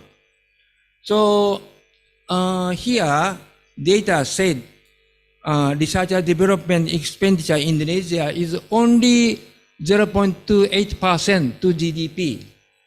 This amount is small, too small, I think. Yeah. Now, so now the data is 0.280969% in 2020, and this is researcher Indonesia. That here said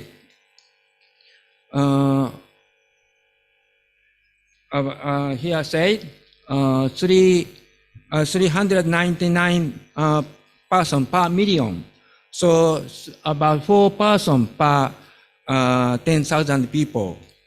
So from this data, we can calculate that around in Indonesia around 107 or under 10,000 researchers are working. So yeah, so the number is quite small.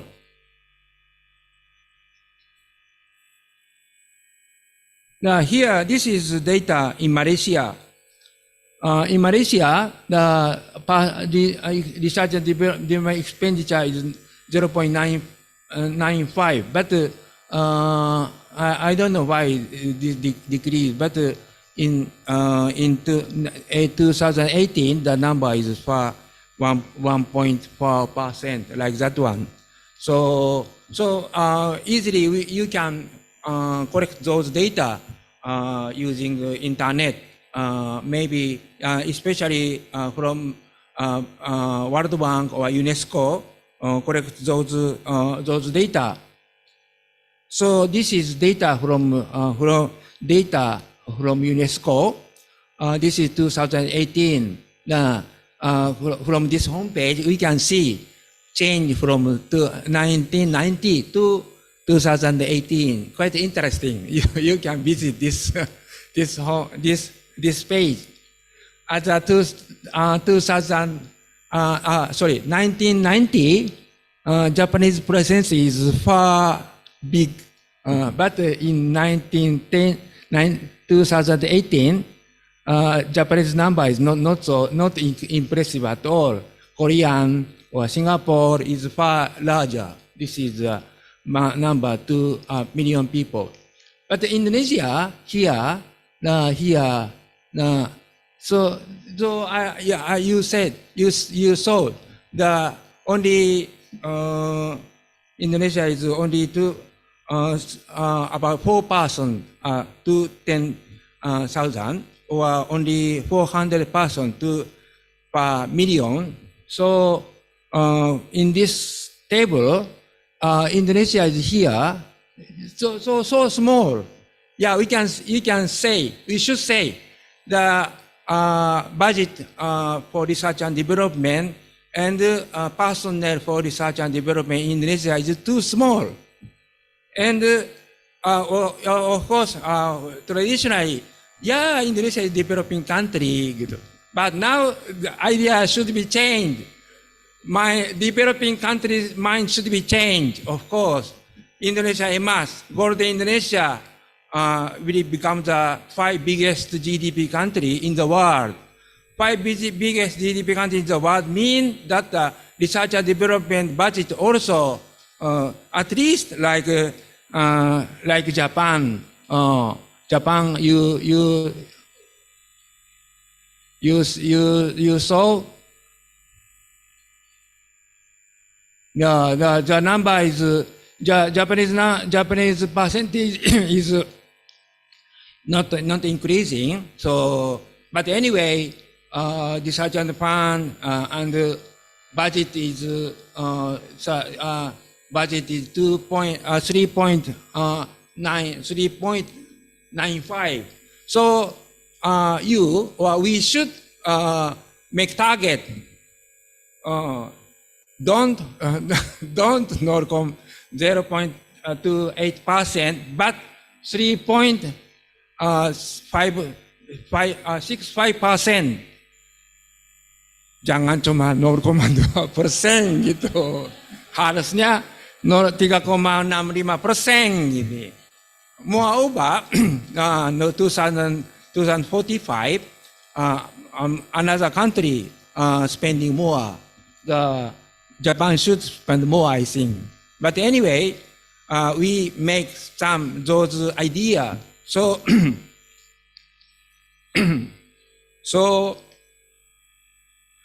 this is data from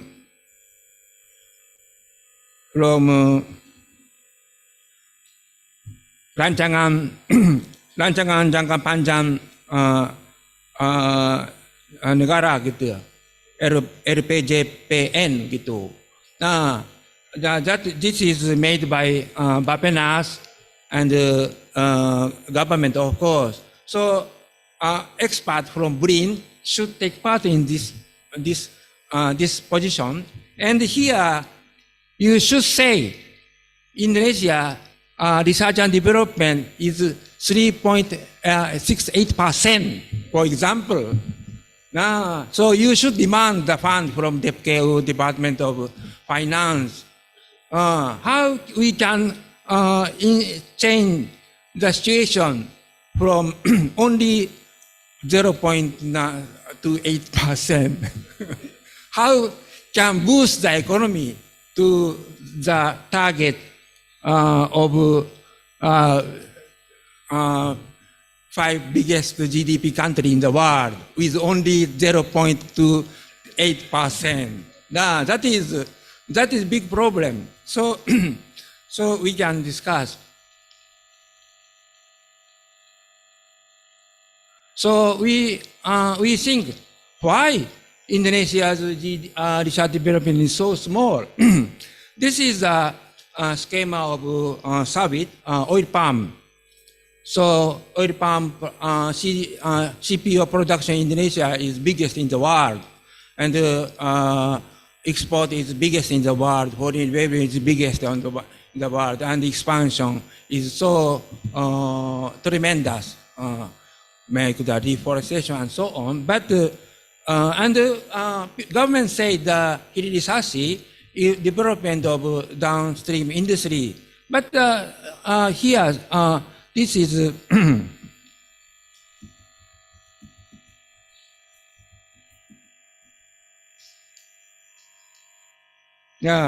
fatty acid, dari fatty acid, CPO, fatty acid, industri turunan. Ini here, blue part has not developed in Indonesia, or blue part does not exist in Indonesia. So still a major part of Indonesian oil palm sector is making the export the CPO, making the cooking oil. But actually, there are many industries that can be developed from oil, from this CPO. So, we should develop, and so because why those industry are underdeveloped? Because not many effort to develop the industry, not many research for the industry. So I think business sector in Indonesia has little contribution to the research and development in Indonesia.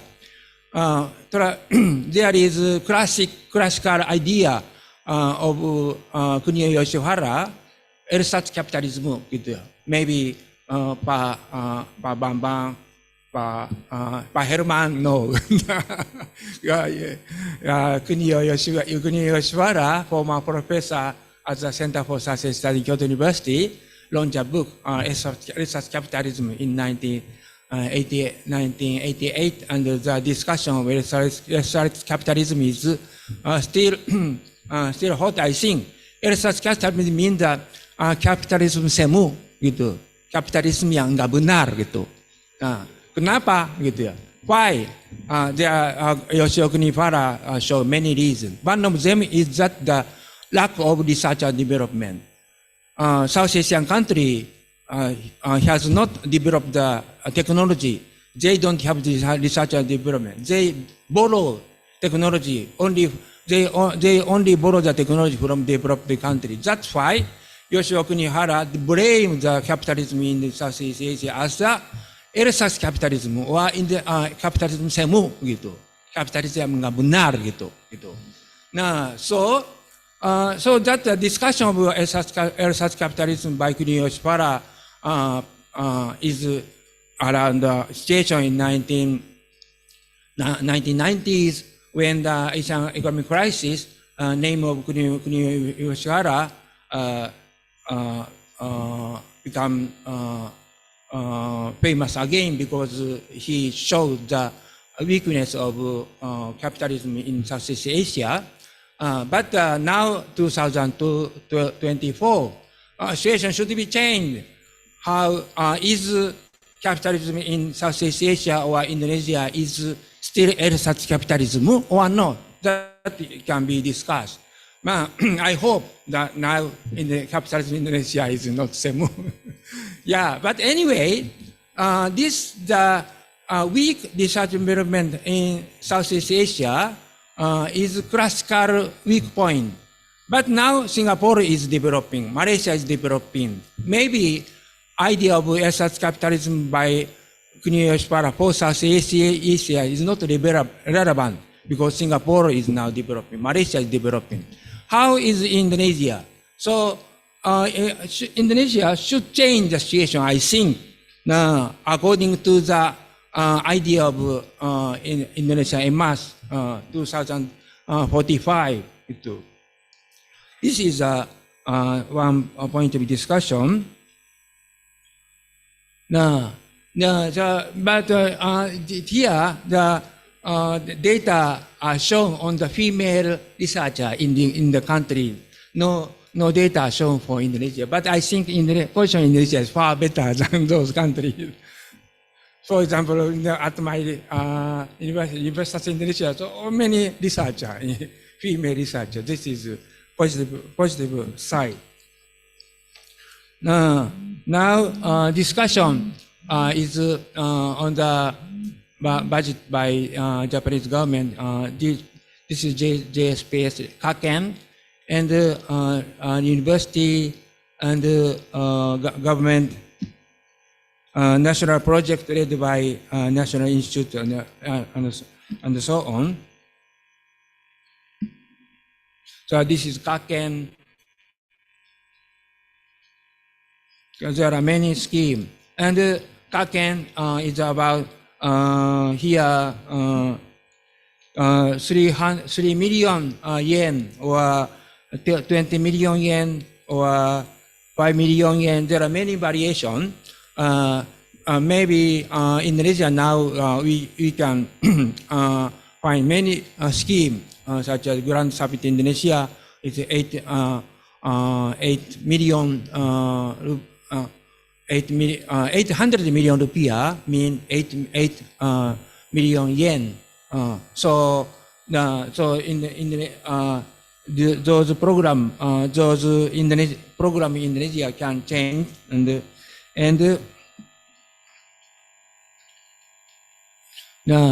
this is Kaken program. Kaken and about 20% adopted. And this is organization like Dicken. But now I want to discuss one point. I experienced the director of Center for South Asia in Kyoto University, and now I work at the School of Environmental Science in the University of Indonesia. So I find some difference. Now in Indonesia also there are many research funds. But when I was director or when I belong to Kyoto University, always there is a budget raising by institution. For example, this is the demand of general budget, Gaisan Yokyu in Japanese. This is important topic by director or member of faculty or research institute. Every February, around February or March, we should make the budget research proposal and submit the university. And the university select the idea, proposal. And when our proposal are selected, we will make presentation in front of the rector. In Japanese, social hearing. Now, this is the important topic by every faculty, every research institute for in Indonesia. Yeah, so in Japan. So when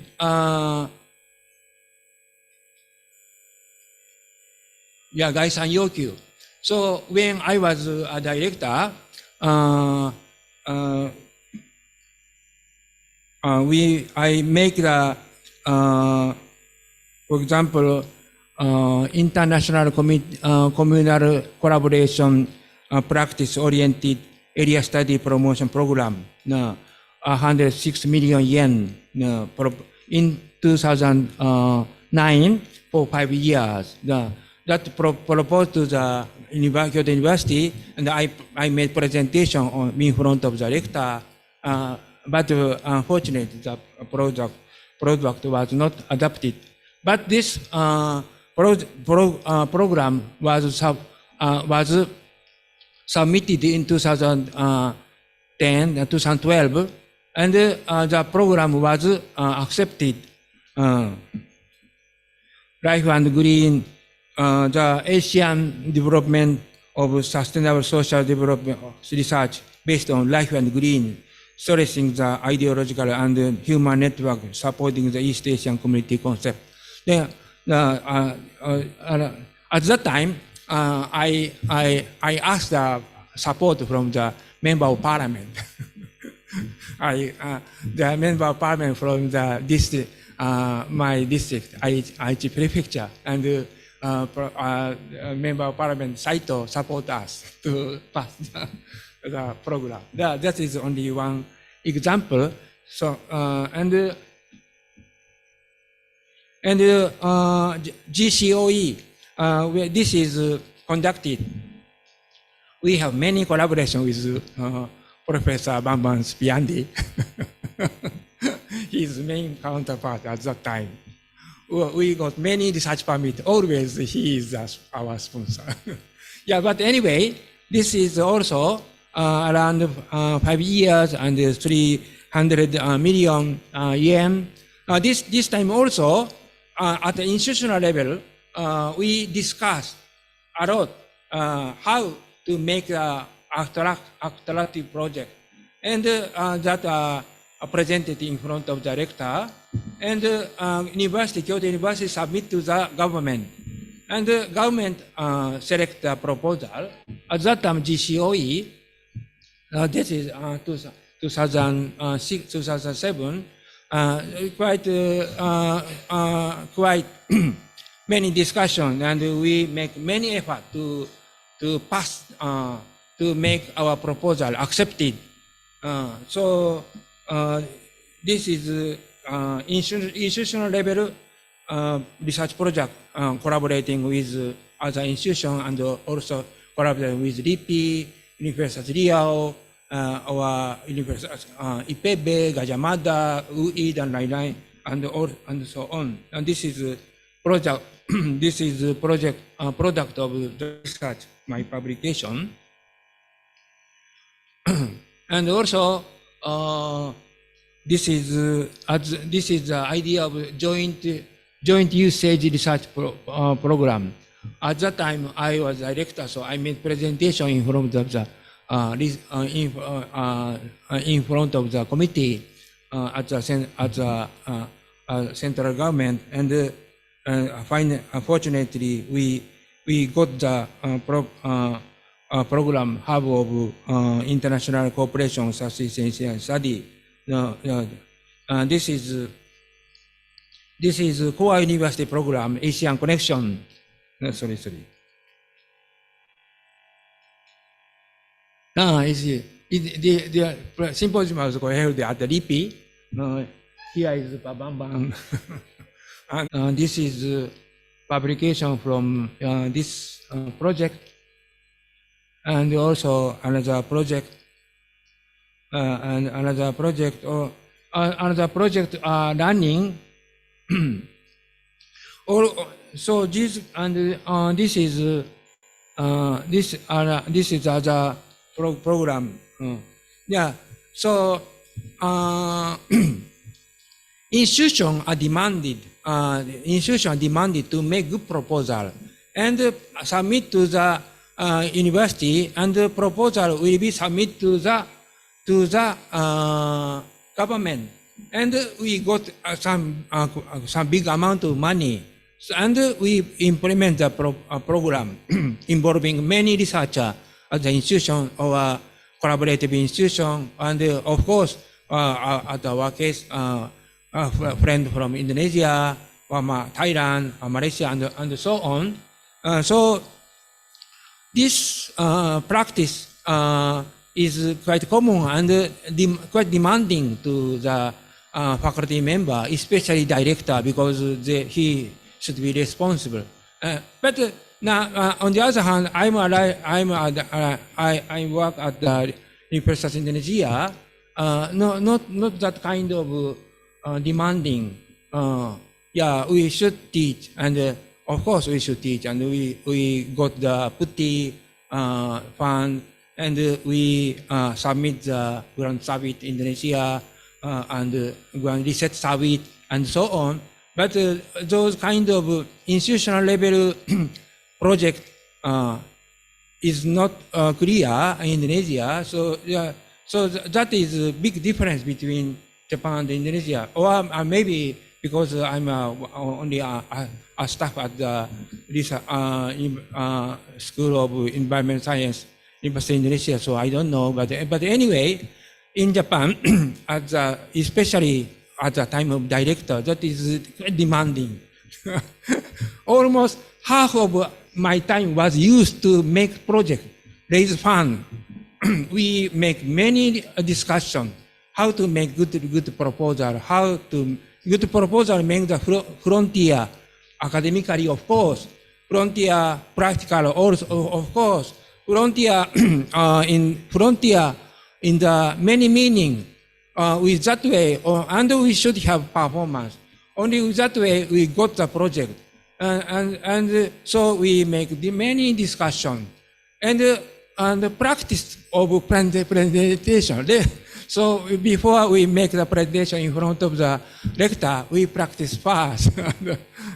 So we consume a lot of time. So I don't know that the time is cost performance of time.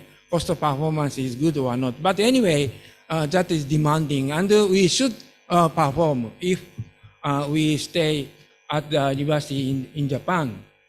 So I think that in the Indonesia also, BRIN makes that kind of scheme.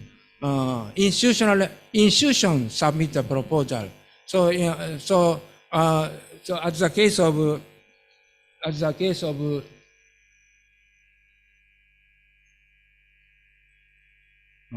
sorry. As the case of GCO, that is a institutional level, and in the field of area study, only some group, 3 projects will be accepted. So my organization, Center for Assessment Study, of course should get the project. If we fail, we will be blamed as the failed organization, failing director. So those demand can be productive from the academically, and can be creative from organization making or project making or and academically developing and so on. And this is a project of the RIN, Research Institute of Humanity of Nature. I got a project on this project, and this publication from our. This is also a big project, 50 million yen per year for 5 years.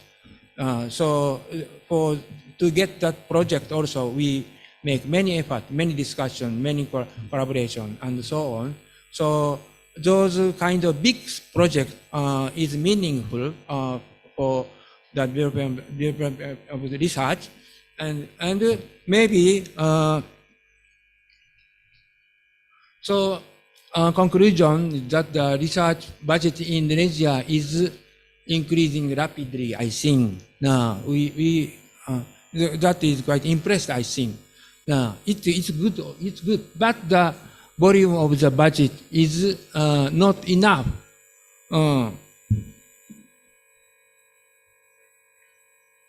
Only 0.28%. We should have the target. For example, 3.68% of Japanese present level, and the number of researchers is not enough also, only 4. Now, for example, in Japanese case, 98, that is far different. One reason is that contribution for a business sector is too small. Research proposal making as a faculty or institution level will encourage the development of idea network and the integrity of research. For that purpose, JAAI will play important role. This is my presentation. Thank you very much.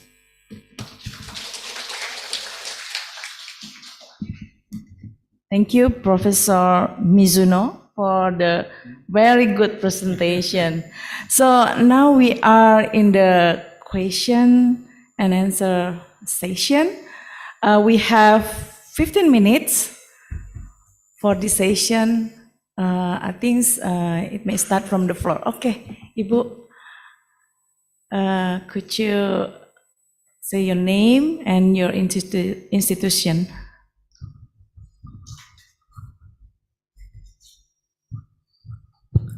Thank you very much, Professor, for the nice presentations. My name is Ika from Gajah Mada University from UGM. I would like to know about the role of the business sector. You mentioned in your presentation that the role of the business sector in Indonesia is still too small. We have already the tax deduction program, but according to you, why it is not work? It doesn't work. Yeah. Do you have any idea on that? Thank you. Yeah, Indonesian developing pattern is focusing on the extracting industry, mining, coal mining, or the CPO, or nickel also. Those development of nickel industry in Indonesia now, not based on the research by you, by university, and so on, and not based on the research at the company of Indonesia. Maybe there is a kind of nationalism in Japan. First machine should be imported, of course. There are no machine. But second machine will be made by Japanese with lower price, lower expense, maybe better quality if possible. I think that is exactly same with people in Korea. Why?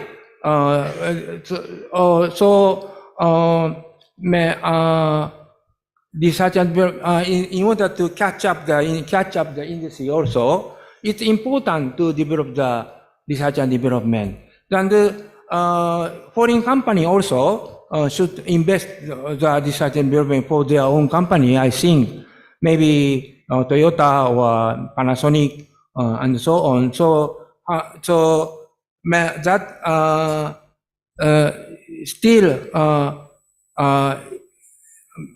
Indonesian economic development based on the natural resource or primary commodity based development. So that should be changed to the manufacturing or processing industry or and research based industry and so on. So for that purpose, many things should be changed. I think mind setting should be changed first, and also government policies should be changed.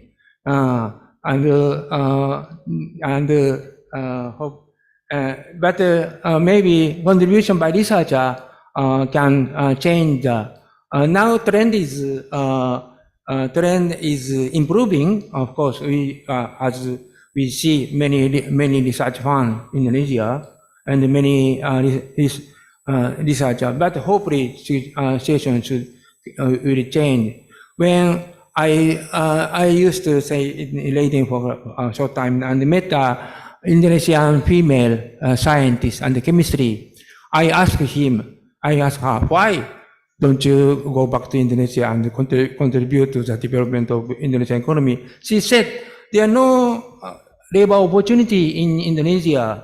So chemistry, not many chemistry industry, only, you know. So, so research is one of the important policy. For example,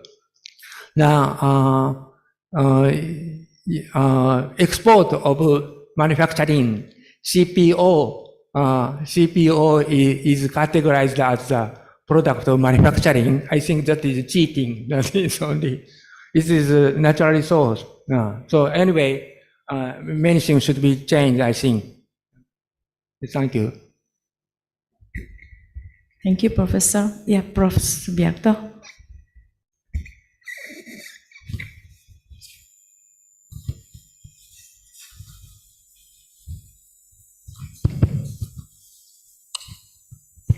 Okay, thank you very much, Prof. Misono.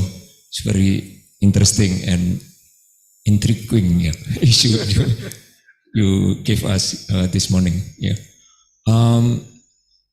I think now the interest of the young people to become a researcher is low. Not many young people want to become a researcher. Do you have any suggestion about this situation in Indonesia? Because I think Japan is more researcher in Japan, yeah? In terms of the education system, or maybe other suggestion from you. Thank you very much. Yeah, I'm now teaching at the School of Environment Science in Indonesia, University of Indonesia. There are many students of master course, and there are many students of PhD course. The number is far larger than some similar institution in Japan. why so many students want to get a PhD? Maybe they have worked at the government or company or and so on. So there are no worry on the job. On the other hand, in in Japan, there are many students. In Japanese case, students graduate faculty and directly go to the master course and directly go to the PhD course. So they don't have the job. So they are worrying how to get the job. And the number is many, but still the number of job opportunity in Japan is not enough for the applicant of. On the other hand, in Indonesia, many people get the PhD. So those wave can be connected with the development of research and develop as a company, I think. Yeah. Thank you, Prof. Because we are at the limiting time, I think I will invite 2 more questions. Prof. Bambang, would you like to give the question?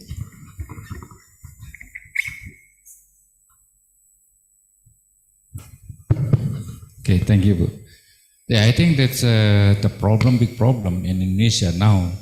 The funding budgeting for the research is 20% from government and 20% from private sector and 80% from government. So the BRIN now have to target to change the private sector 80% and government 20%. So, but the problem is mindset of the private sector owner. Not look like in the broad when in USA, Europe, and all of Japan. The mindset of in the Europe and Japan, the owner of the industry, they always look for new funding, new product, new efficiency for their industry. But as you know, up to now, the Indonesian, the owner of the industry, just what can I say? Just processing the natural resources. So why this is the one condition. The second is as you know, in Indonesia, the researcher and the private sector and the owner is not matching mindset. The researcher just thinking about the patent, journal. This is economic or not, no problem for them. But the mindset of the Indonesian private sector, the owner, is profit, profit, profit. So when the President Jokowi, the first stage, they want to develop the science and techno park and science park. That is one of the solution how to get the make meet between the researcher and the private sector. But on the way in the government, the runway, this project is shut down. But maybe still some university have for like the science techno park. But the nouns is slowly going down. So why the problem the Indonesian is on the mindset of the private sector, and also I don't know the policy of BRIN itself, how to get to this strategy. We don't know because I am not the structural again in the BRIN. The mindset of the leader of BRIN, how to make strategy to change the private sector budget for research is 80% and the government only 20%. I think that's the problem for the Indonesian. But I don't know if that's how to reach, but maybe Professor Mission will have a suggestion for that. Thank you.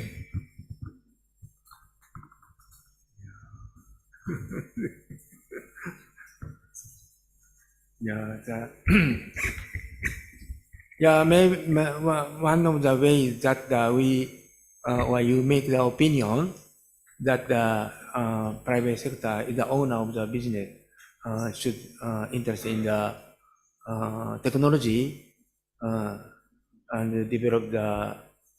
There are many demands such as the environment or processing and so.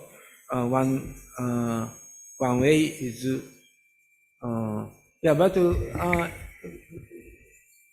so tradition in 1980s Yoshiwara blamed the Southeast Asia as a research capitalism, but now Singapore is changing, Malaysia is changing, so Indonesia will changing. will change. Indonesia will change. So one reason is that in Malaysia has the industry of oil palm or petrol also, so they have many natural resources. But on the other hand, they have many industry. I bought soap, Kao in Japan. I saw, oh, that is from Indonesia, but not Kao from Indonesia, but Kao from Malaysia.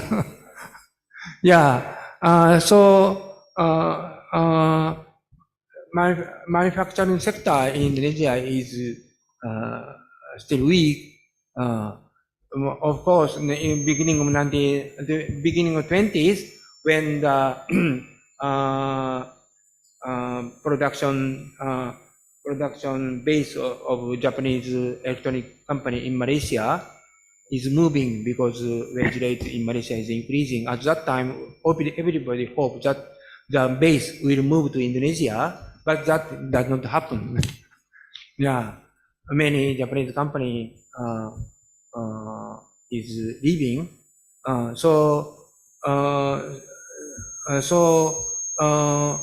Because one of the reasons is that Indonesia has a big advantage of natural resources, and always Indonesia rely on the natural resources, and with that way development can achieve. But development with natural resources always have $4,000 or $5,000 like those level, and so the situation should be changed, and somewhat changing, but the pace is too slow, and that cannot reach to the Indonesia MS to 2045 if present trend continue. You can please. Okay, because the time, I might have one more short question, Bapak, who has raised hand before. Thank you very much, moderator. My name is Herman Hidayat.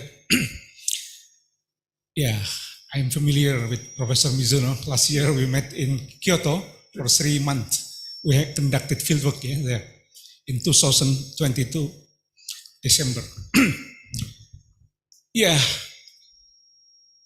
Japan and other Western European countries and America, certainly it is a progressive nation. The indication of the progressive nation, we saw the technology, mastering technology, military equipment and economic. This is 3 pillars.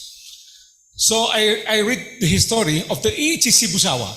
Eiichi Shibusawa, one of the founder of architect of industry of Japan, in terms of many industries, especially for the plywood and also for the pulp paper. That's why Japan to be enlightenment in terms of the mobilization of the paper industry. So I agree with your opinion in terms of how to develop about the research and development budget, and also innovation, and also mastering science technology, upholding, human development, human development, and also marketing. This is very essential in terms of the Japanese industry. But the problem I see, we understand well, this is problem. But our decision maker in terms of the president, it is, I mean, the political will, how the political will of the first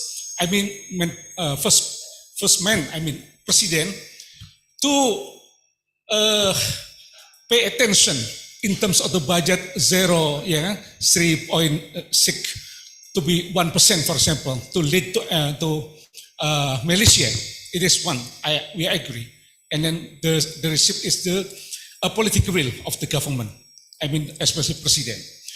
And the second question about the innovation of the technology in terms of the industry, in terms of the, marketing of the product. PT Pindad, PT PAL, for example. I read the history of PT PAL Kaharudin, one of director PT PAL.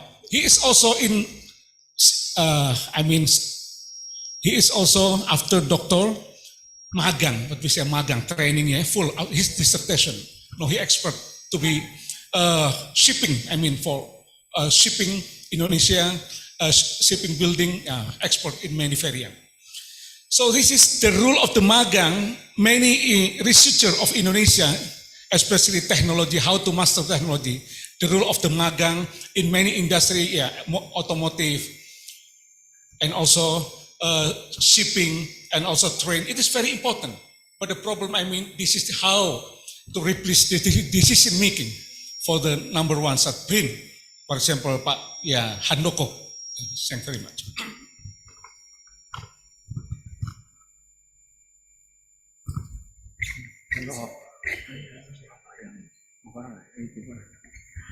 Bapak, can you just simplify what is the attention?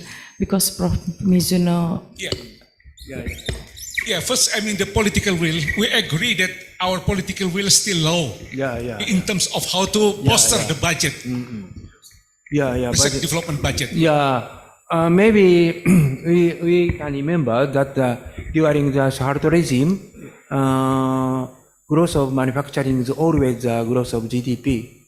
On the other hand, after the reformasi, growth of manufacturing always lower than the GDP. Typically, conglomerate during the Suharto regime is Salim Group. Salim Group has many company in all of the branches, chemistry or textile or and fertilizer or pesticide, and there are so many. On the other hand, conglomerate grow after the reformasi, such as Chete, Haritano. They don't have manufacturing. They have mass media or Tokopedia or consumption, retail, and information. So those change reflect the change of Indonesian economic structure. So the reliance of the natural resources, reliance of primary commodity become stronger during the last 2 decades. So those trends should be changed purposely. How to develop the manufacturing based on the technology, or other field based on the technology. So without the developing of manufacturing or other field based on technology, how can Indonesian economy reach the biggest 5 countries in the world? I think it's impossible. So you can speak out, I think. Thank you, Prof. I apologize because of the limiting of time, and even the question from the Zoom cannot be held. Thank you very much, Prof. Mizuno. It was really interesting presentation. Even me myself, I have a lot of questions. I will ask to you later. So as to the conclusion, we are as a researcher here. So we try how to increase our research strategy and production, and of course to make all the researchers happy with their work. I think thank you very much. So we are has to end this session. Thank you.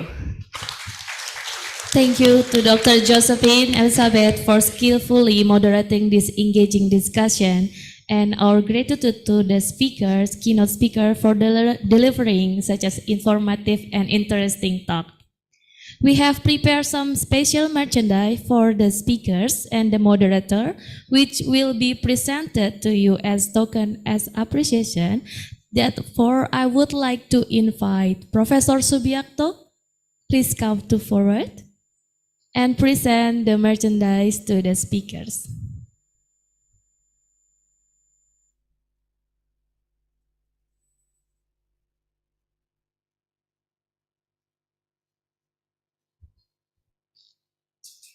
Please give applause to the speakers. For the photo session,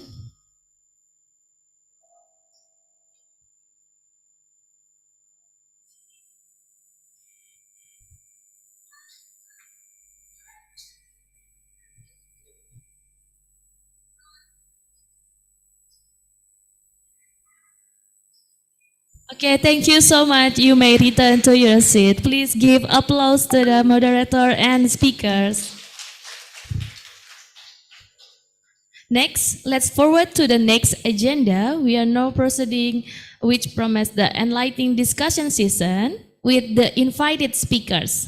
Our distinguished speakers for this session is Mr. Satria Gentur Pinandita, representing PT Ajinomoto Indonesia, Mr. Warsono, representing PT PLN Persero Indonesia, Professor Ika Dewi Ana, representing Gajah Mada University, and Dr. Aan Johan Wahyudi, representing Research Center for Oceanography BRIN. We have the privilege of having our esteemed moderator, Professor Dr. Insinyur Mirta Karina Sanchorini, who will guide us through this enlightening session. Now I would like to invite our moderator, Professor Dr. Mirta Karina Sanchorini, to lead this session. Please, Ibu, the time is yours. Thank you.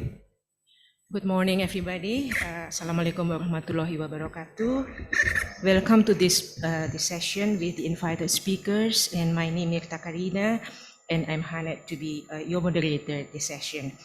In this session, we will be hearing very interesting topic that will be presented by our invited speakers regarding the green industry for food sustainability, green hydrogen for electricity, and then the human health, especially for biomedical and personalized medicine, and last but not least, the climate change on Indonesian oceans.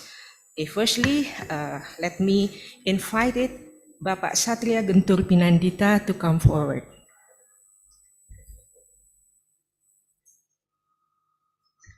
Okay, before starting, let me introduce him briefly. Bapak Satria Gentur Pinandita graduated from Food Science Studies in Gajah Mada University in 1993 and starting his career in PT Agitech International Fermentation Department in 1993. And now he is the Director and Deputy Factory Manager PT Ajinomoto Indonesia in Mojokerto Factory. Ladies and gentlemen, as we know that Ajinomoto is a famous food seasoning in Japan and Indonesia. Now, Bapak Satria Gentur Pinandita will talk about the implementation of green industry for food sustainability. Bapak Pinandita, the opportunity is yours. Oke, terima kasih. Assalamualaikum warahmatullahi wabarakatuh. Waalaikumsalam. Yeah, thank you everyone. It's glad to be here and then see my beloved colleague, Bakit, Wika, Rohani. Yeah. So I would like to confine my presentation materials. It's called Implementing Green Industry for Food Sustainability. First of all, I would like to inform to you that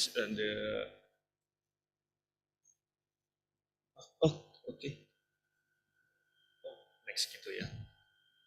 Next. Automatically ya. Next. And then.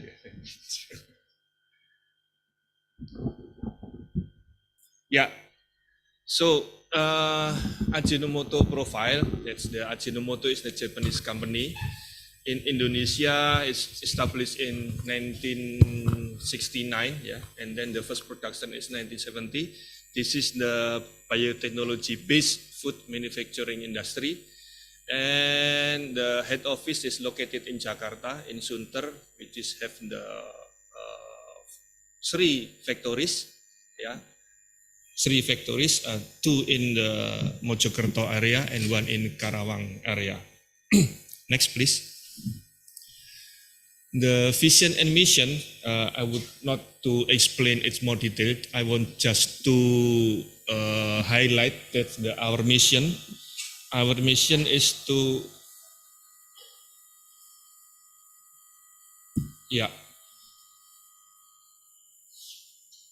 to provide consumer with the deliciousness, health, high quality of products through stable production and eco-friendly. Yeah, I already highlight the eco-friendly. It means our factory will be as the green factory that I want to explain in the next slides. Yeah. Meanwhile, our vision is to become pilot factory of ingredients, seasoning, and product with basis of leading edge technology. So leading edge technology also contribute to our company. Next, please.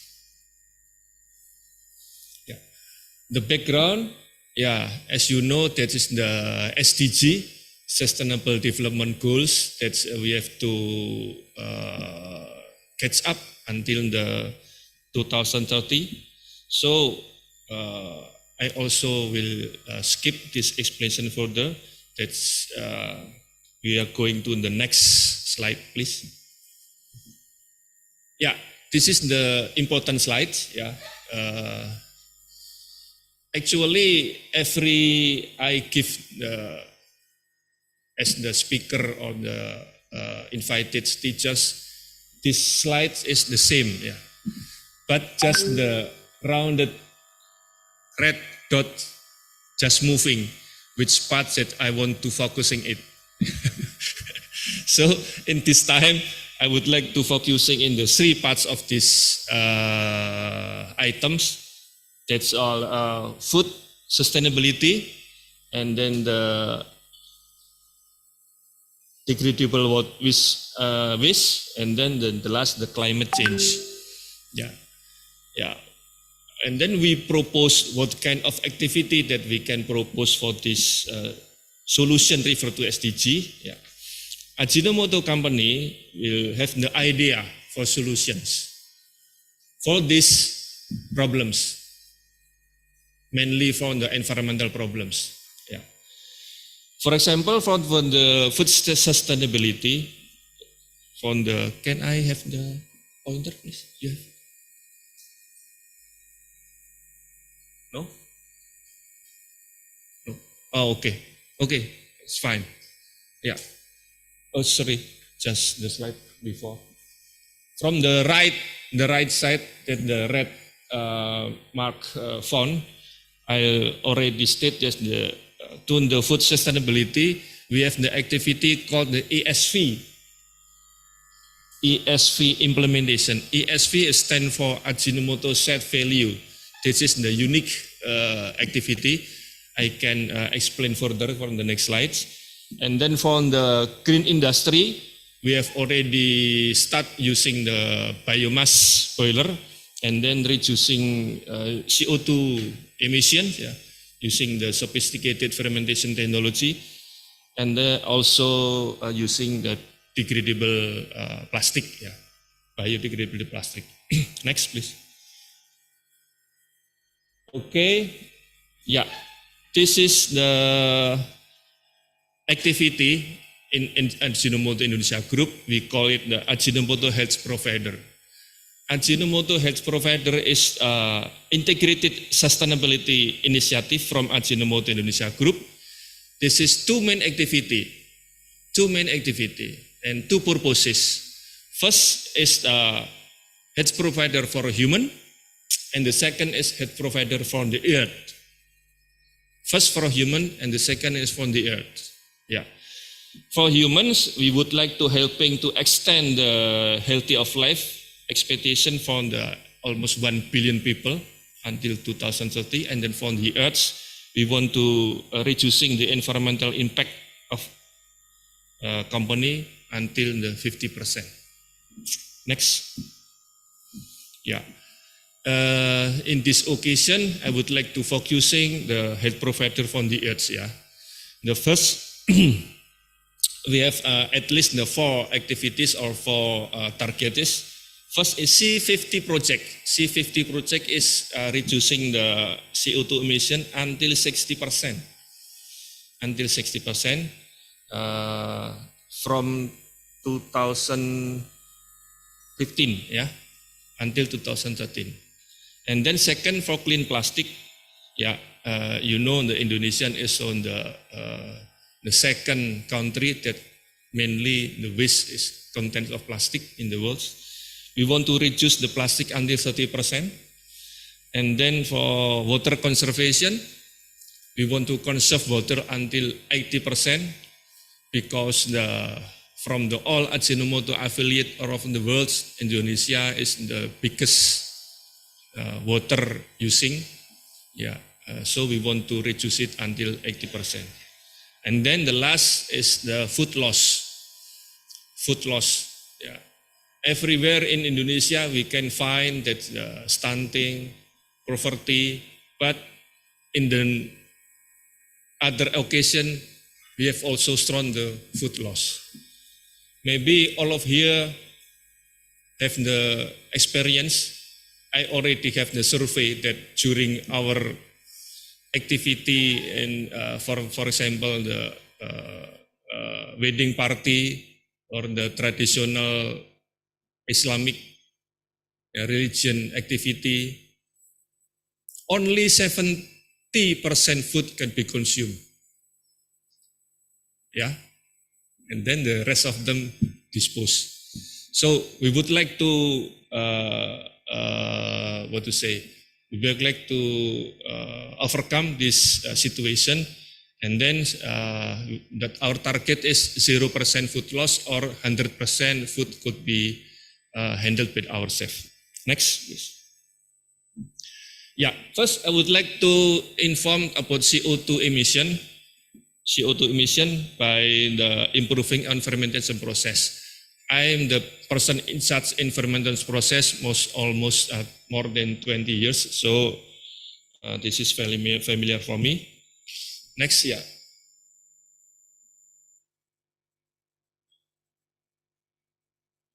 Oh, bisa.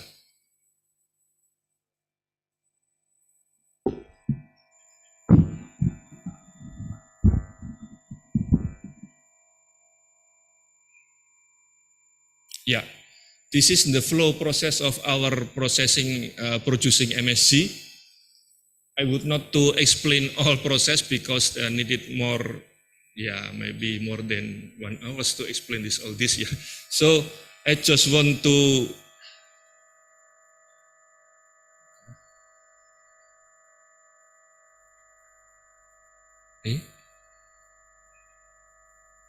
Yang mana ini pointer? Ini. Oh. I just want to focusing in this step. Yeah, our fermentation using cane molasses and tapioca starch, and then producing glutamic acid during this process. Yeah, this is our fermenters. Yeah.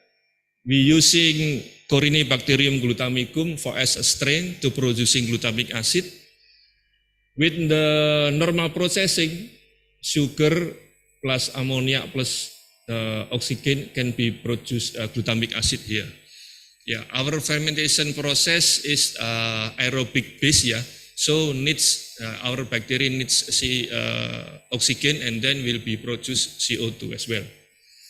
And then we already improved our process. That's currently process will not produce CO2. Yeah, actually still producing, but in the low level. Yeah.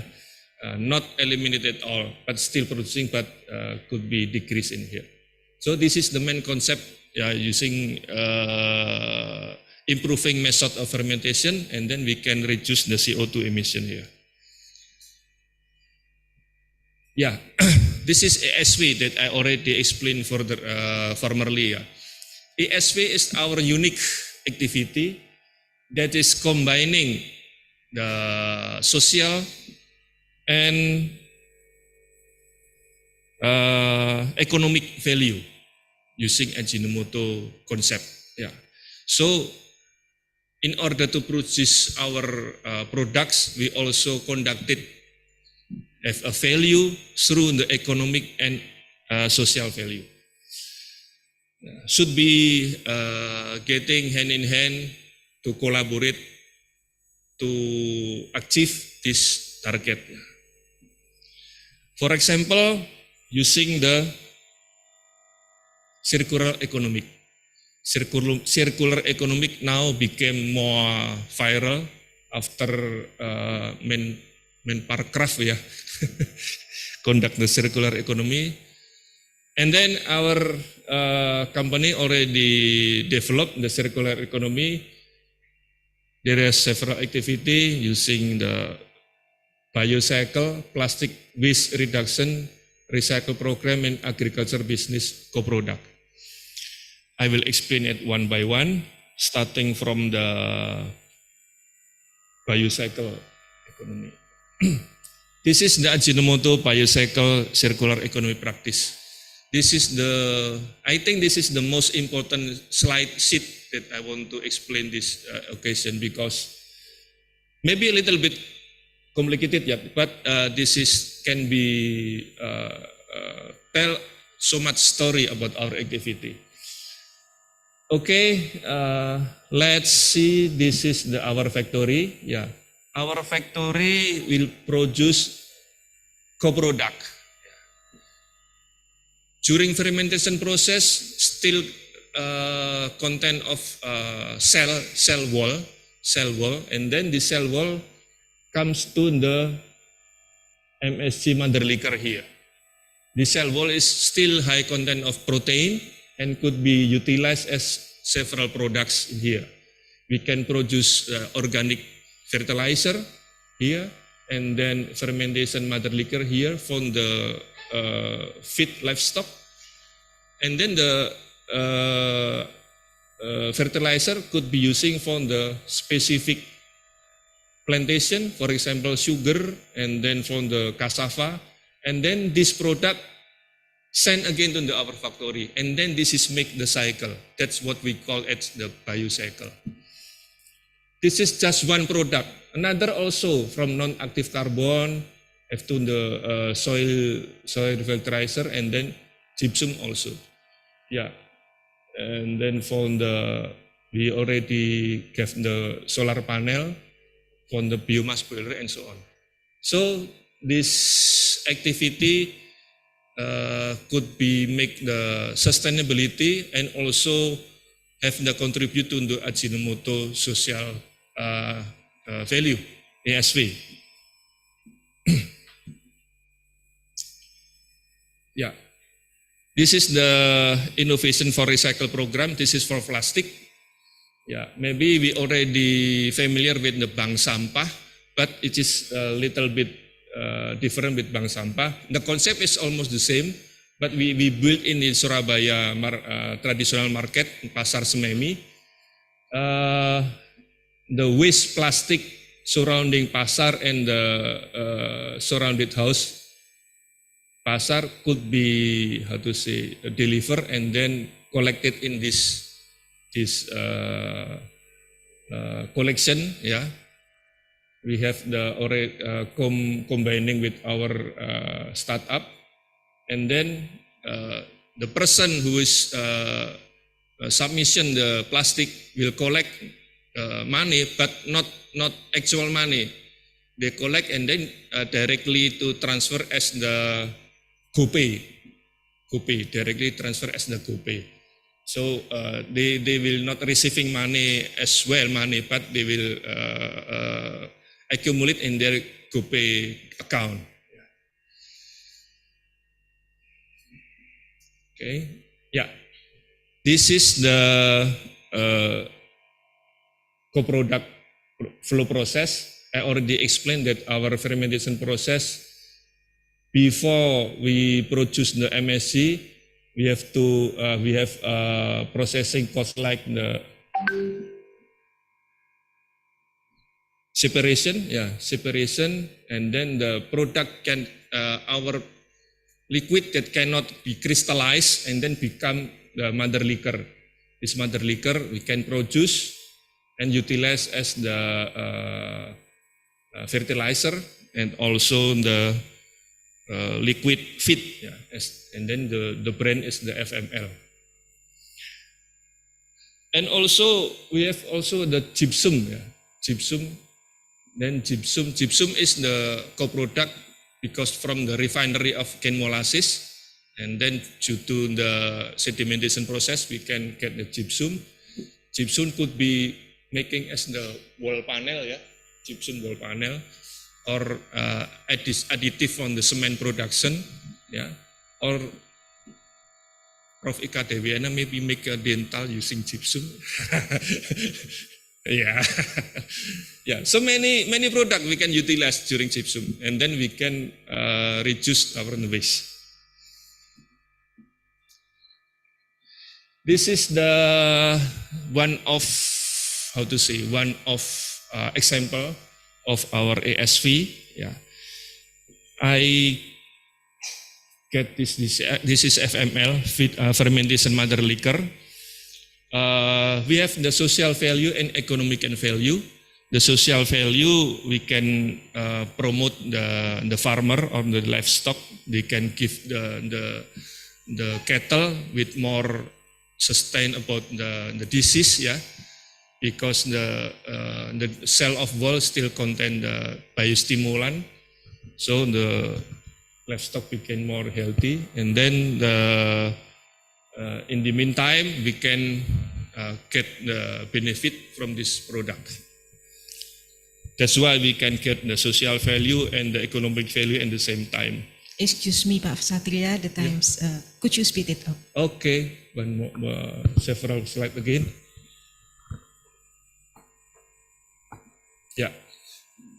This is the example how to apply this. We already send this to the surrounding citizen, and then they plan the agricultural product, and then they sell this agricultural product to factory, to the canteen. This is the biocycle. Okay, and then this is the upstream. I already explained. This is the benefit from the farmer for the sustainability. This is for our factory, and then the downstream we can get the social contribution from the eco-friendly. All activity could be uploaded in the media and the dissemination to digital platform. Then it's very easy to get this program. And then this is the achievement. I would like to explain all. This is the result.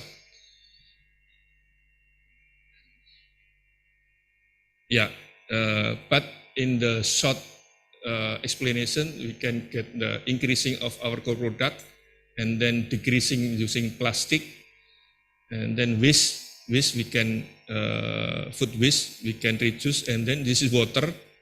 So many reducing water. This is the green gas.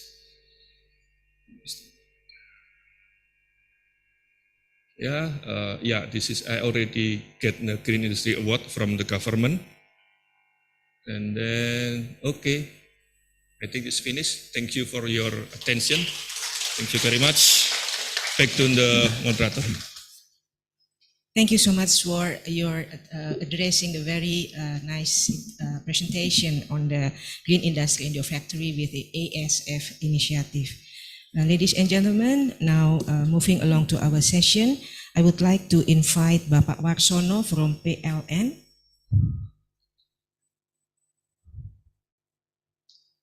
And let me introduce briefly Okay, Bapak Warsono graduated his bachelor degree from Electrical Engineering Gajah Mada University and got his Master of Philosophy from University of Aberdeen, Scotland, UK. And now he is the General Manager of Transmission PLN, Perusahaan Listrik Negara or State Electricity Company in East Java and Bali. Today, Bapak Warsono would like to present his topic on green hydrogen plan to achieve net zero emission. Pak Warsono, the time is yours. Thank you very much. Good afternoon, ladies and gentlemen. First of all, I like to, on behalf of Pak Evi Haryadi, actually, Pak Haryadi, the Director of Transmission and System Planning, is the person who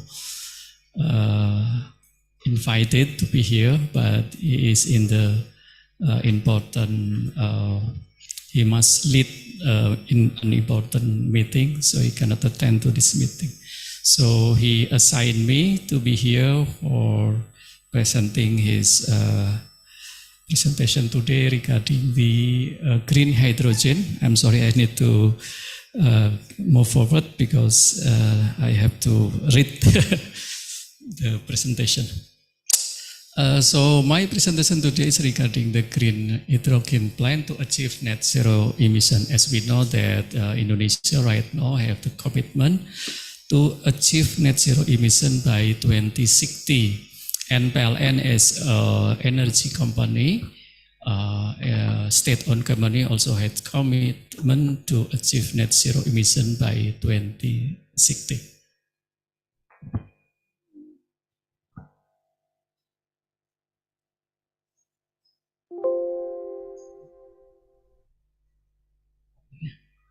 Okay, we have several strategy to achieve the net zero emission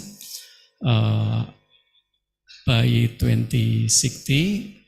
The first one is transitioning the dependency from the hydrogen power-based or fossil-based power generation sources to renewable energy. So in the future, right now in PLN, mostly the generation coming from coal, and the second from the gas, and the other is from renewable energy.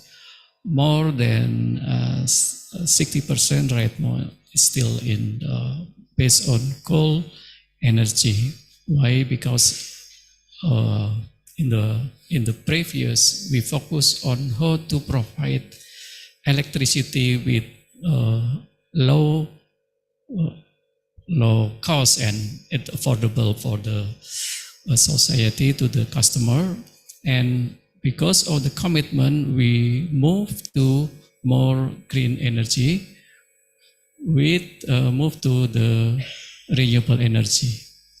For example, hydrogeothermal, we will focus on the first one, and also the other VREs such as solar and wind.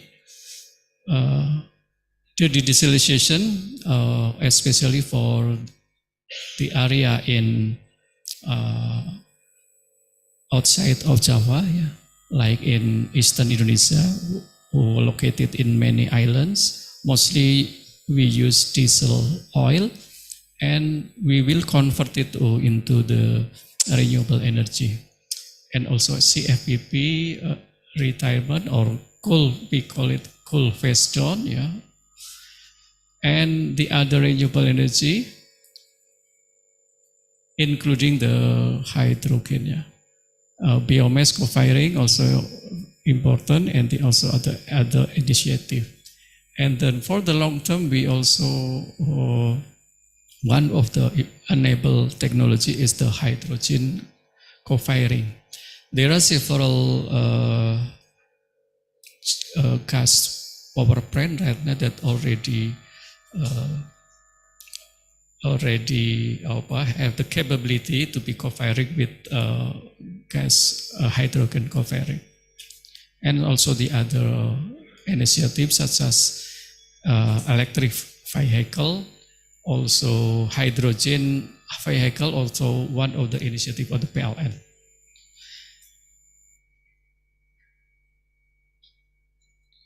And as we know that the hydrogen is one of the lightest, it is the lightest molecule with the high density energy, and hydrogen has the capability to be energy carrier, just like battery, but with high density.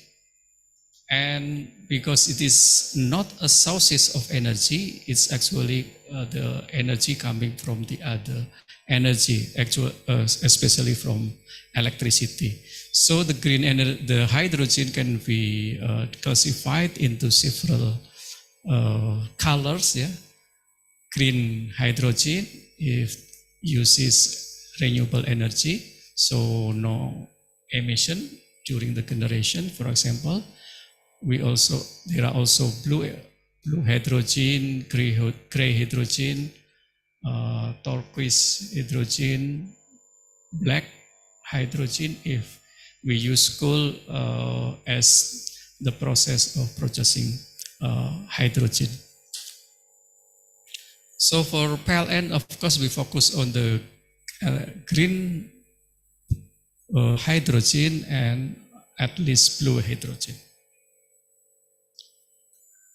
And as we know that the green hydrogen basically using the electrolysis process of the water from the H2O become hydrogen and oxygen. So as you know that the electrolysis process produce oxygen that also can be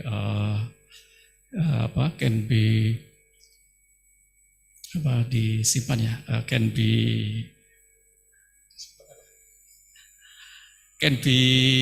stored. I'm sorry, can be stored into the storage and become one of important commodity as well, especially in the for example in the healthcare. Yeah, during COVID is very important, the oxygen. And the other is hydrogen. Hydrogen can be used for many applications.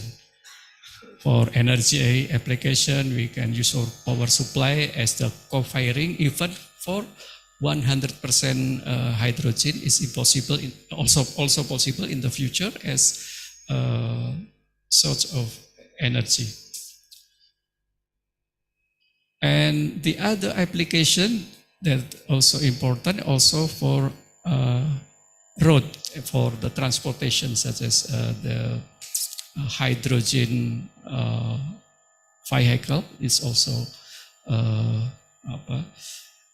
increase in the future as the alternative of EV, electric vehicle. So green vehicle right now, there are two options at least, yeah, electric vehicle and hydrogen vehicle. And the green hydrogen as a carbon energy carrier have a significant benefit such as zero carbon energy carrier, flexible, and can be transported, clean energy, independent from fuel price, and no noise and odor pollution is the benefit of green hydrogen if you use transportation, for example, and for other implementation. And Indonesia has abundant resources of renewable energy as the sources for electrolysis producing gas, hydrogen gas. Right now, PLN has launched initiative activities. This is the first green hydrogen in Indonesia we launched in Morakarang combined cycle gas turbine. It is located in Jakarta. It is actually existing electrolysis process in our power plant, but we increase the production, so we can also use for the other purpose. And the energy coming from we have a rooftop solar and also from grid supply with renewable energy certificate, so we can provide or produce the green energy. The innovative solution to address common challenges from the green hydrogen is, the first one is the lack capital, because it's need project capacity and the prolonged development time for projection, and high-end user cost is that's the challenges for the production of hydrogen. So in PLN we use a combination captive supply to provide the green energy. So we hope that faster implementation, low capital, and increase the project economic scale value. So we also have a roadmap for several hydrogen generation in many locations. So right now we have operated 22 locations spread in Indonesia, mostly in Jawa, Bali, but they're also in Sumatera, in Pangkalan Susu, the other mostly in Jawa, Bali. The total production of 22 generation hydrogen plant is 203 tons per year, and the internal demand used for the cooling system in our generation only 75 tons per year. So we have excess production 128. So it can be used as other implementation or other customer. The surplus of production can be utilized for hydrogen refueling system to serve hydrogen power vehicle refueling system, for example. The average SVG of the hydrogen car is 0.8 kilogram per kilometer, so it's very efficient. If we compare the gasoline vehicle to the electric vehicle and hydrogen fuel cell, electric for EV, the gasoline 1,030 rupiah per kilometer. If you use electric vehicle, only 555, and with the hydrogen less, even less, only 276. It's based on our calculation. That's the average number. But the problem, the challenge is the price of the electric vehicle itself. Of course, the conventional gasoline vehicle is lower in the cost. So that's the challenge. The second is regarding the infrastructure for refueling. So PLN right now has implementing many, for example, electric vehicle charging in more than 1,000 location. And for the refueling hydrogen, we are right now still in the construction process. This is the hydrogen refueling station in Seraya. Right now we are in the process of construction. Right now already built, and inaugurated on February, just few days ago. And there are 3 surfaces provided by Senayan Hydrogen Refueling Station. The first one is fueling services for hydrogen car, but also at some location, also we provide electric vehicle charging service and hydrogen center as the training center for hydrogen in Indonesia. So one of the benefit of the advantage of hydrogen refueling station is that the speed of refueling very fast, only up to 5 minutes, compared to the fast electric vehicle charging is more than, I think it's about 30 minutes, 30 minutes for the fast charging. And for the, so it's much faster if we use the hydrogen refueling. I think that's end of my presentation. Thank you very much. Thank you so much, Pak Waksono, for your presentation. Now let's move to the third presentation by Professor Ika Dwi Ana. Please come. Professor Ana has been researching, is affiliated with the Department of Dental Biomedical Sciences, Faculty of Dentistry, Gadjah Mada University. And she has been researching for tissue engineering, drug and vaccine delivery system, and regenerative therapy. She also has been working with lung on a chip to study pulmonary blood air barrier and screen for therapeutics for a micro lung project funded by funded scheme of Southeast Asia and Europe. She was granted by national and international awards from Romanian Society for Biomaterials, the International Society for Ceramics and Medicines, World Intellectual Property Organization for Inventors, and last but not least, the Indonesian Habibie Prize. With her long experience and her outstanding achievement, it would be very fortunate for all of us to hear her presentation entitled From Lab to Clinics, Translational Research Experiences Towards Biomedical Devices Sovereignty. Okay, it's time to present your presentation. Selamat siang, Assalamualaikum warahmatullahi wabarakatuh. Very good morning. Thank you very much for Professor Mirna, Professor Lilis, Professor Hani, and all the organizers of these meetings.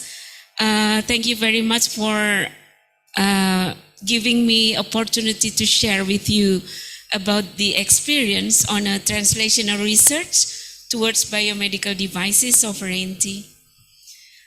Before coming into the experiences, I would like to share first on. So this is the area of our works. We can see that in lizard, salamander, etc., there is ability for them. When there was a damage in the tissue, they will regenerate by themselves. However, in human being, this capability reduces. So in this way, we are preparing the system to regenerate the damaged tissue in our body. So this is the scope of our works. We can see here, this is the tissue engineering concept. Now it has come into the intracells regulation, etc.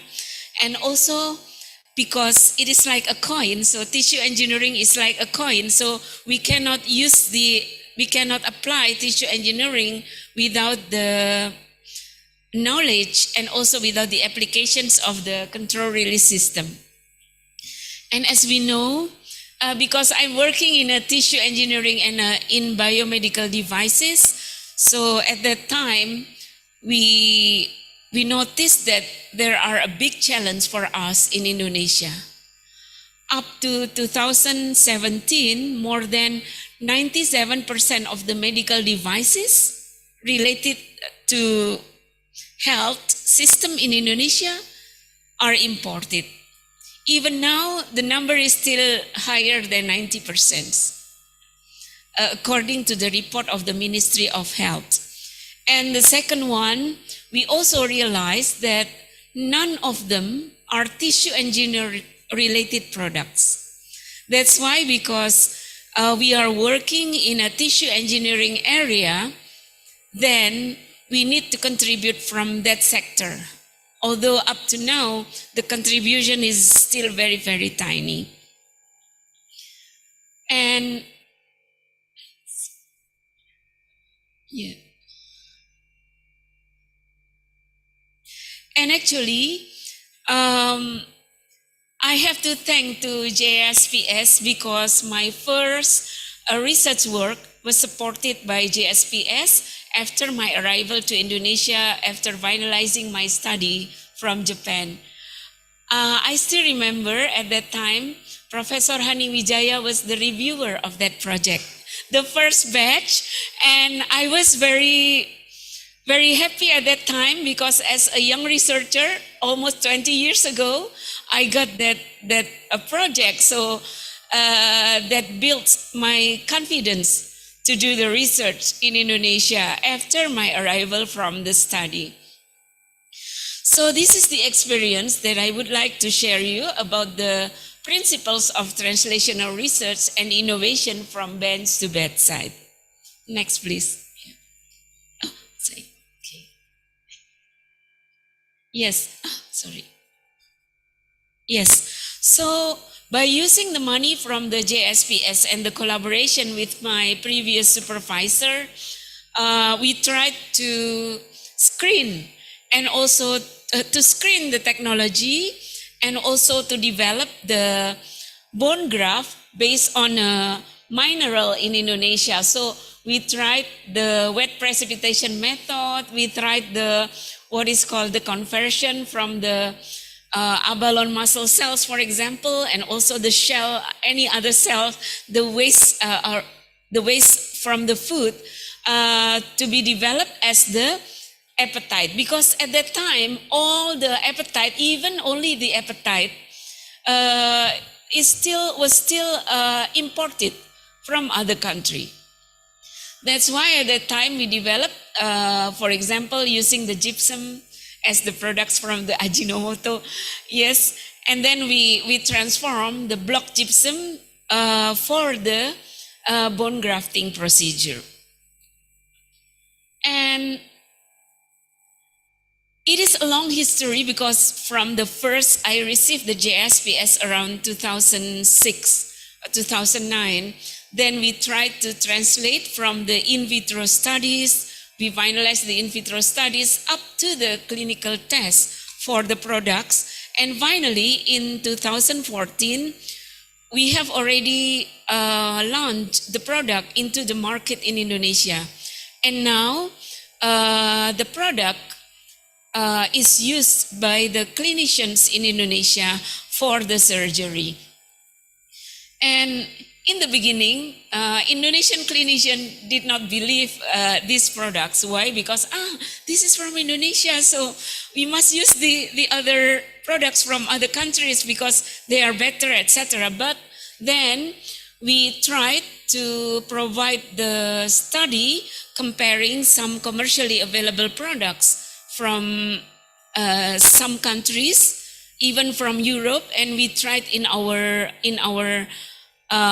clinics, and then it seems that this one is what is called has the superiority when compared to other products, or at least it has the same what is called the same effectiveness as the bone graft. And then we have the what is called the, we call it the key opinion leaders, the clinician from different cities gathered by PT Kimia Pharma, because PT Kimia Pharma, the national industry, they gather some clinicians from different cities to learn about this product and to promote this product. And then we had notifications from the media, from the Ministry of Health, that our product has been the market leader for the bone graft in Indonesia, and also because it is put in the e-catalog so that hospitals in Indonesia can use this one for the universal coverage or BPJS. In 2018, actually based on the first product, we continue to develop the products and the research, and then in 2018, we can launch our second products, that is the hemostatic sponge, based on the carbonate apatite as well. So we believe that the calcium inside the product will fasten the regeneration of the tissue. That's why after a long time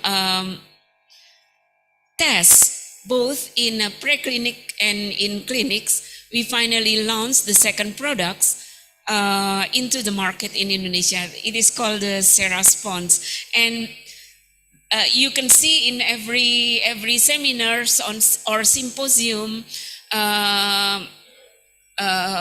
held by the association, dental association or medical association, there will be what is called stand, ya, apa ya? There will be a corner from PT Kimia Pharma to promote these products. And it is also important to understand what is called the needs of the clinicians after our products launch into the market. So at that time, we only launched this one, the small one for the dental surgery, the hemostatic sponge for the dental surgery. But then, according to the industry, according to the PT Kimia Pharma, they said that the general surgeon and also plastic surgeon usually buy the products. So we need the different spec for that with the bigger size. That's why after researching this one, we also developed the bigger size, and then it has been launched in last year in January. The Serra Sponge GS, that's the hemostatic sponge for the general surgery and also for the plastic surgery. Now it is good because the one who has to research not only our group but also we involve other groups, for example from the Erlangga University and also from the Samratulangi University to be involved in our research. Their surgeon also tried to do the surgery in the animals model and also in patients to develop our products together. So they will give information to us, have the joint publication with us regarding the products. Yeah, so to know more about the detail of our research, so this is our first start of the research, financed by the JSPS DGHA, so JSPS dengan dikti, yeah, Ministry of Education at that time. And then it is a long work, almost 10 years. And then finally we can launch our first bone graft. And then we launch again. It is shorter because many people collaborate with us, many researchers collaborate with us. So in 2018, we launched hemostatic sponge. And then just last year, we launched again the surgical mesh or surgical membrane for the craniofacial surgery in collaboration with the Samratulangi University during the test. And also, we have also collaboration with Prof. Hani. IPB, but the product is not yet, yeah, because we use the product from Prof. Hani, the exosome, plant-derived exosome nanoparticles, to be included in our product as well, as the antibacterial and also as the what is called anti-inflammatory agent. And several research products now are awaiting to be translated. And the key, I think, that expanded collaboration and partnership are a must toward biomedical devices sovereignty. And this is what I learned from the what is called Jatuh Bangun, yeah, from the Jatuh Bangun research. So we learn a lot. If we what is called collect our tears, maybe it's more than 7 or 10 basket, yeah, like that. But we must what is called, we must persistent on that. And I think that this is the key that we need to what is called, we need to learn continuously. So first, researchers must focus on their research roadmap. So research roadmap is very important for us. Although expanded collaboration is needed for new knowledge generation. So I always say to my students, jangan jadi Ajinomoto, cocok untuk semua masakan gitu. So don't be Ajinomoto, because Ajinomoto can be from the soup, for the soup, for the many others food like that. But please be patient in your roadmap. Like Professor that. Ika, excuse me, would you please speed it up? Okay, yes. And then we need also to understand this one, what step to translate the research into the clinics, into the real application. So we need to learn that together with our students and nurture our student in this. And so this is one of the picture how we do the coordination and collaborator. This is Dr. Maximilian Oley, the neurosurgeon from the Samratulangi University, and also we have the coordination with the companies TechHawk Robotica to develop the certain instruments for our research, for example. And also now we are trying to develop the organ on a chip to fasten the translational research from bench into the clinics. So now we are also developing the vaccine adjuvant based on our first work. So still the work under the JSPS. This is we now transform the results not only for the bone graft but also for the vaccine adjuvant like this. Yes, this is ceramics but very clear. And we try to develop the roadmap for that. We try to make some publications on that. And then nowadays we are also trying to use the organ on a chip to test our products to fasten the translational research from bench into the clinics. This is also the way we nurture our young scientists. We involve them into the coordinations, and also we send them into the other universities. Yeah. So this is the experience that we have. So thank you very much for all the supports we have during our research. There is still a long way to go, but yeah, we must be persistent together. Thank you very much. Thank you so much for your presentation, Professor Ika. Thank you so much. Now it's time for the last speaker, Dr. Aan Johan Wahyudi, who will join the presentation by Zoom.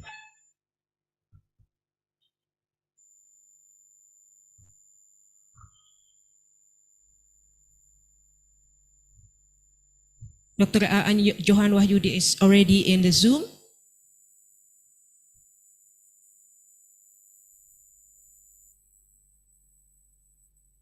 Oh, by video, sorry. Okay. Shall we start?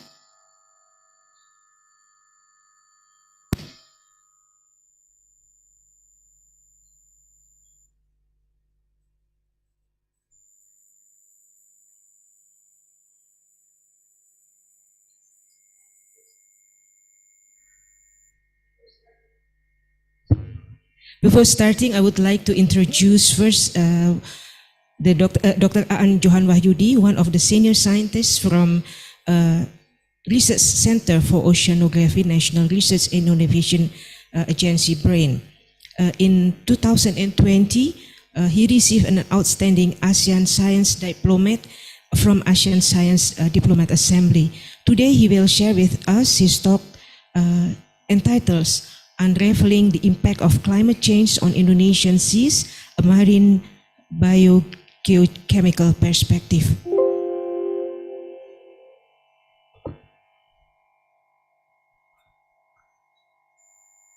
Ladies and gentlemen, thank you very much. Good afternoon.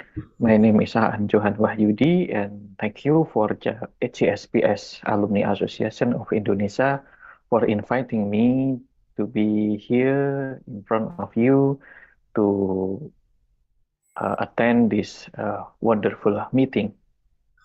I will share to my presentation.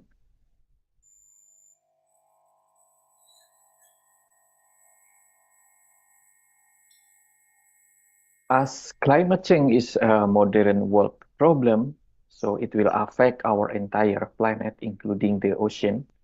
And in this talk, I would like to present the impact of climate change from the perspective of marine biogeochemistry.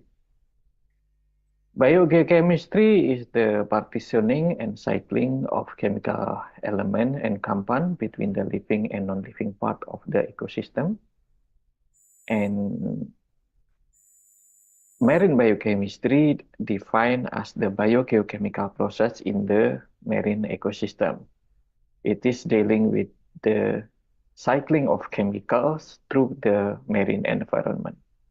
As climate change is less, it's a change in global or regional climate pattern, in particular a change apparent from the mid to late 20th century onward and attributed largely to increased level of atmospheric carbon dioxide. With this kind of definition, I hope we can understand easily about what we will discuss later. Why is the biogeochemistry matters? Because of the biogeochemistry is important because it's regulated at chemistry. For example, carbon dioxide concentration and climate.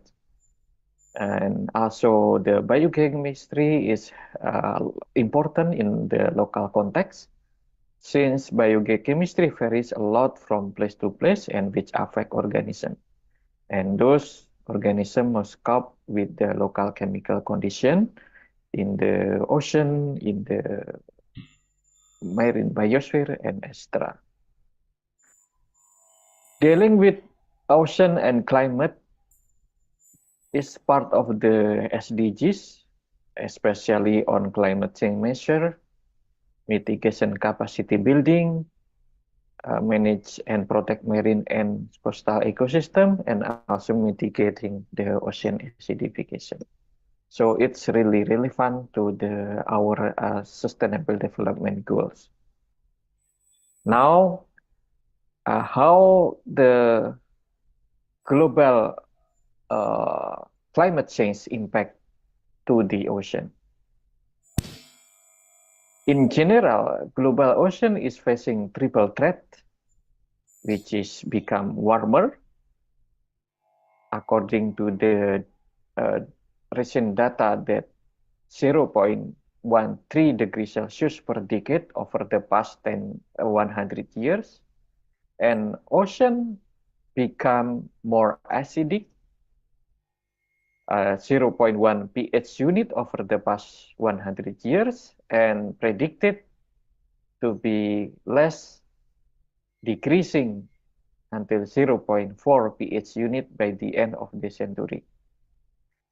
And the third threat is that big ocean become less oxygen, which is 2% over the past 70 years, or predicted 3 until 4% by the year of 2030. 2100 under the business as usual. The following is a graph showing the trend of rising sea water temperature in the upper left panel, which starting in the 1940 and then until the recent years, the sea surface, the ocean is getting warmer.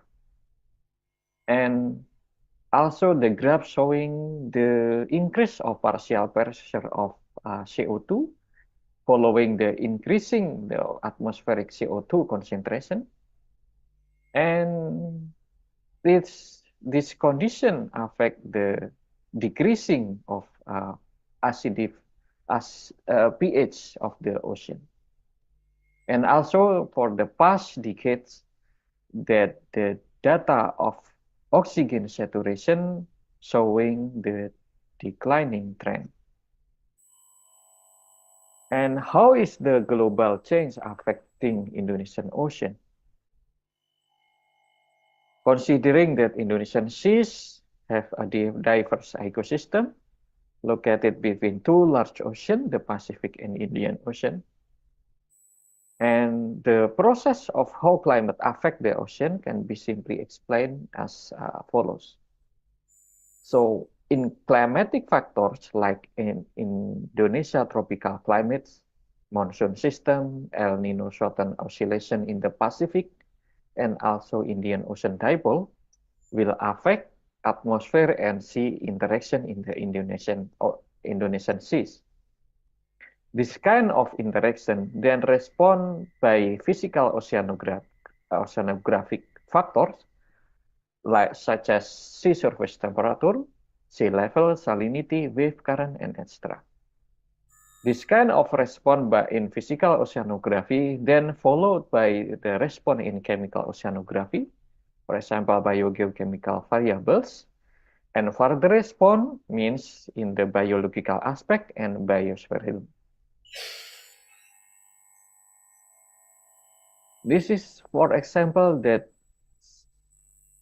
climate change impact the sea level rise and sea surface temperature of the Indonesian seas.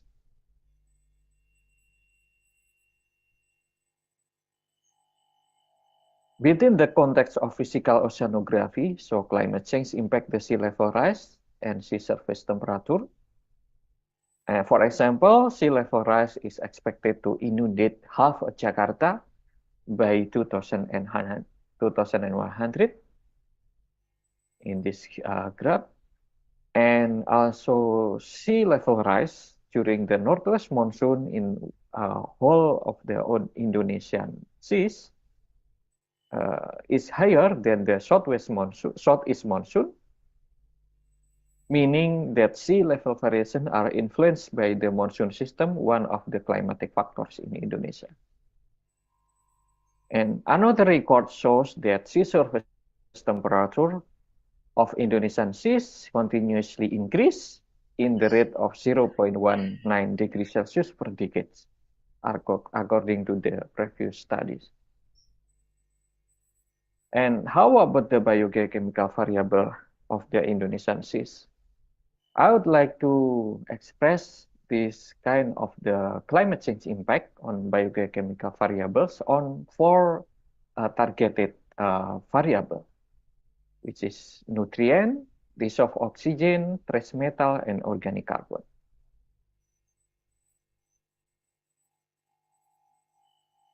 And climate change, climate factors definitely impact on the nutrient enrichment. Using data 2010 until 2020, according to the left panel, this shows the spatial variability of nitrate, one of the macronutrient that's important in the ocean. We compare the annual mean during April,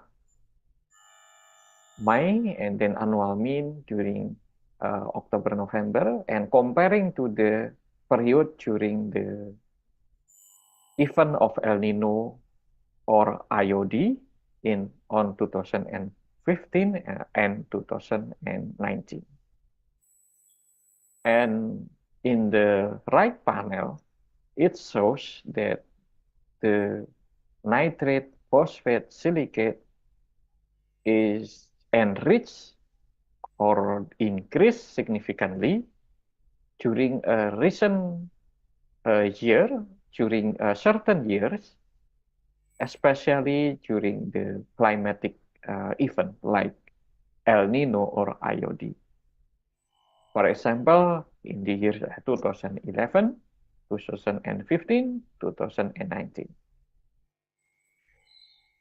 In summary, climatic factors affect nutrient enrichment, which is increased 2 to 3 times during the El Nino and IOD periods. And combined impact of climatic factors and upwelling, for example, in June or November in southern Java, may increase the enrichment.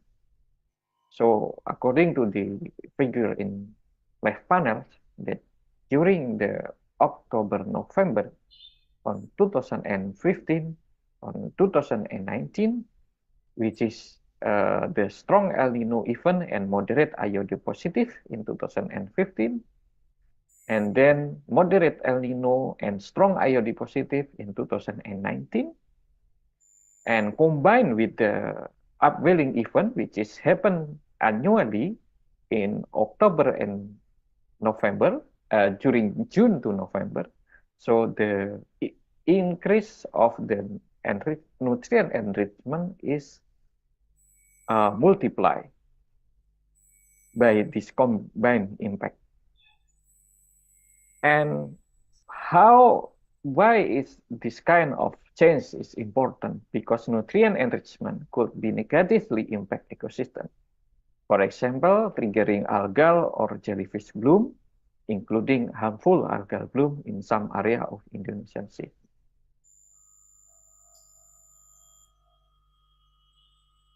And regarding the dissolved oxygen, so climate change will affect the sea temperature, which is become warmer, because of the sea become warmer and then decrease in dissolved oxygen concentration, since the oxygen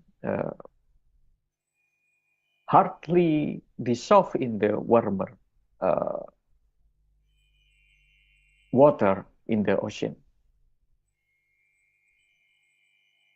So this kind of data and graphs shows the trend of dissolved oxygen from 1993 until 2021, showing the temporal variability. The dissolved oxygen concentration will be inversely proportional to the increase and decrease in the sea temperature, which means that any change to the sea temperature due to the climatic event like El Nino, La Nina, Indian Ocean dipole will very likely affect dissolved oxygen concentration. El Nino and La Nina potentially affected by the Pacific Ocean, and Indian Ocean dipole affected by the variability of Indian Ocean. And comparing the data of Indonesian seas from 1993 versus 2021 in this figure, that previously in 1993, the oxygen minimum zone is not available in Indonesian seas. But in the recent years, the oxygen minimum zone occurred in Eastern Indonesian seas.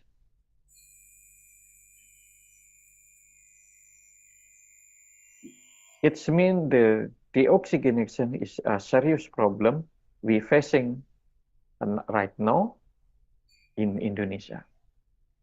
And then we will expect that deoxygenation will affect tuna, shark, billfish, and will affect the habitat shrinkage or lost biodiversity and biomass. Now, another factors that may affected by climate change is the trace metal cadmium and copper. These two trace metals is basically essential for plankton biochemical process, which is to increase the marine productivity. But the tendency of CD and Cu concentration to decrease over time, according to the data in case the last decades, it means the dissolved CD concentration decline from 1,500 in 2012 to only 1,000.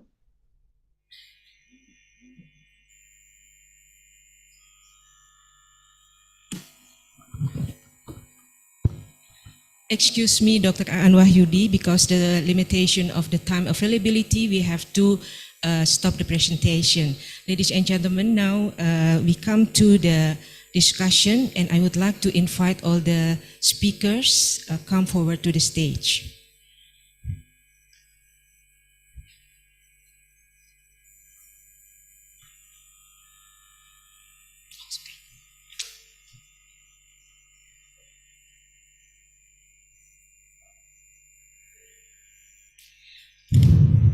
Okay, ladies and gentlemen, because the time is limited, so I would like to invite the question with a very short question to all the speakers right here. Any questions, comments, remarks? It is a good opportunity for us to give the discussion. Okay, please mention your name and the institution you belong to and to whom the question is addressed.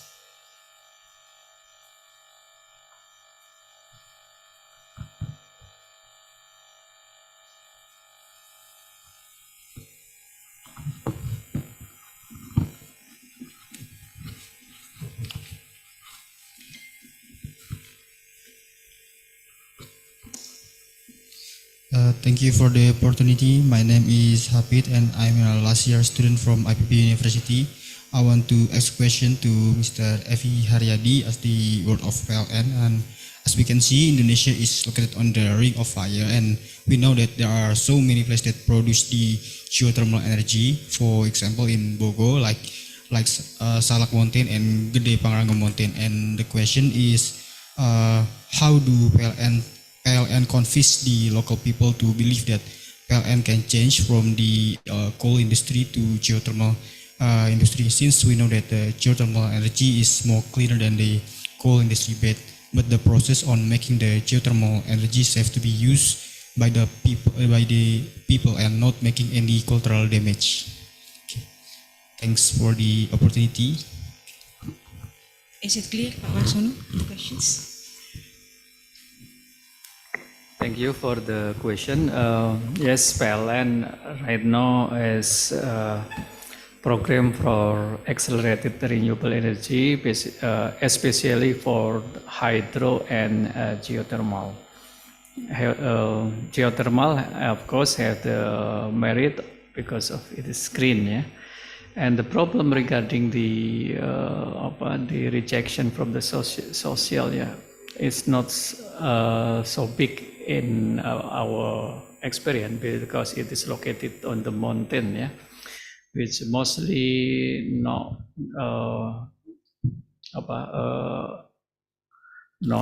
involve many person, yeah.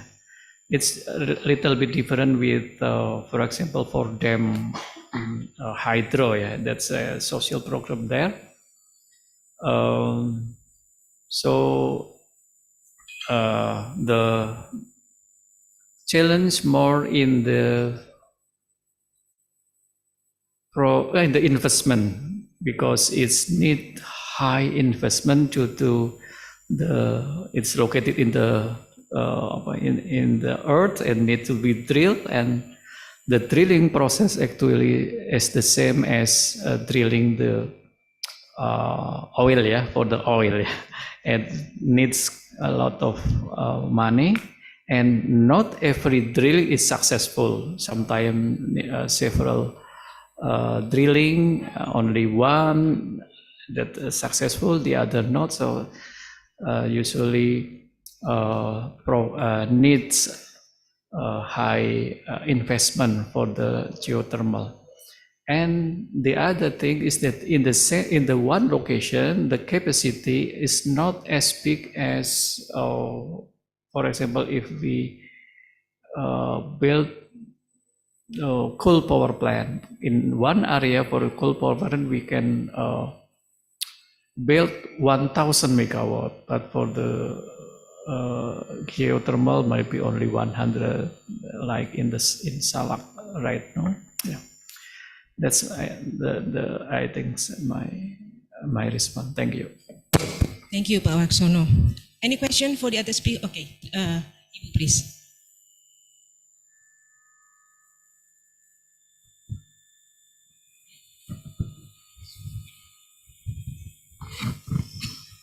Thank you, Bumita. Yes, my question is delivered to Bapak dari Ajinomoto. Yeah, I'm interested for your mention in your presentation about the bank sampah.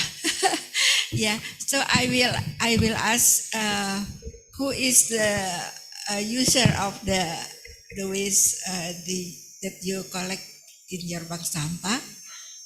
And for the food waste, your research is about 70% used, but 30% is disposed as food waste. Yeah. So, what is the policy of the Ajinomoto to have the one that you already mentioned about the 30%, 70% only, yeah, consume, but the rest is 30% will be disposed. Thank you. Yeah, okay. Thank you for your good questions. Yeah, first regarding to the plastic collections. Yeah, first when we develop this activity, we collaborate with startup organization. Yeah, we name the ecosystem. And then for this organization collaborated with the government in East Java, in Surabaya, and then they have memorandum of understanding, and then take a contract. So in the next step is searching for the location, and then we already decided that the location should be located in the Pasar Sememi. This is the traditional markets. We chose this place because usually in the traditional market, the waste is more bigger than the modern market. And then this market also surrounding by the local citizens, mainly with the common public houses. And then they also producing the plastic waste. So this waste collection is not only from the traditional market, but also they can receive from the surrounding public house surrounding these markets. Yeah, from the daily activity, I already explained that the consumer or the plastic from the house, from the market, could be submitted to this collector, yeah, and then each person who already submit this plastic collection should be download the application. So the application, and then this application could be our update every day when they submission the waste, and then also the copy automatically delivered to this application. Yeah, that's the mechanism of the plastic waste collection from our company. And then regarding to the food loss, yes, yeah, Indonesia also the biggest food loss in the world. Yeah, not only from our population, but also food loss per person also higher. which we compare with another country. Yes, yeah, yeah. So your question is how the Ajinomoto company will overcome this situation. Yeah, first we would like to promote the activity via the ASV, yeah, Ajinomoto set value. That's the we will promote in the campaign that we have to admire the food. It should be consumed totally 100%. So cannot just waste. But the question is, how is if the already throw away? So what's what we will do about to overcome this? Yeah, before waste is easy, just consume. But if already become the waste, so how they will be treated? Yeah, yeah. And then we build the food loss collector in the inside the factory, and when we have to recall the products, yeah, in the surrounding, maybe all over the Indonesia, because our products already deliver in most of Indonesian area. And then yeah, we reprocess again, and then become the more utilized and functional byproducts. Yeah, that's all. Thank you.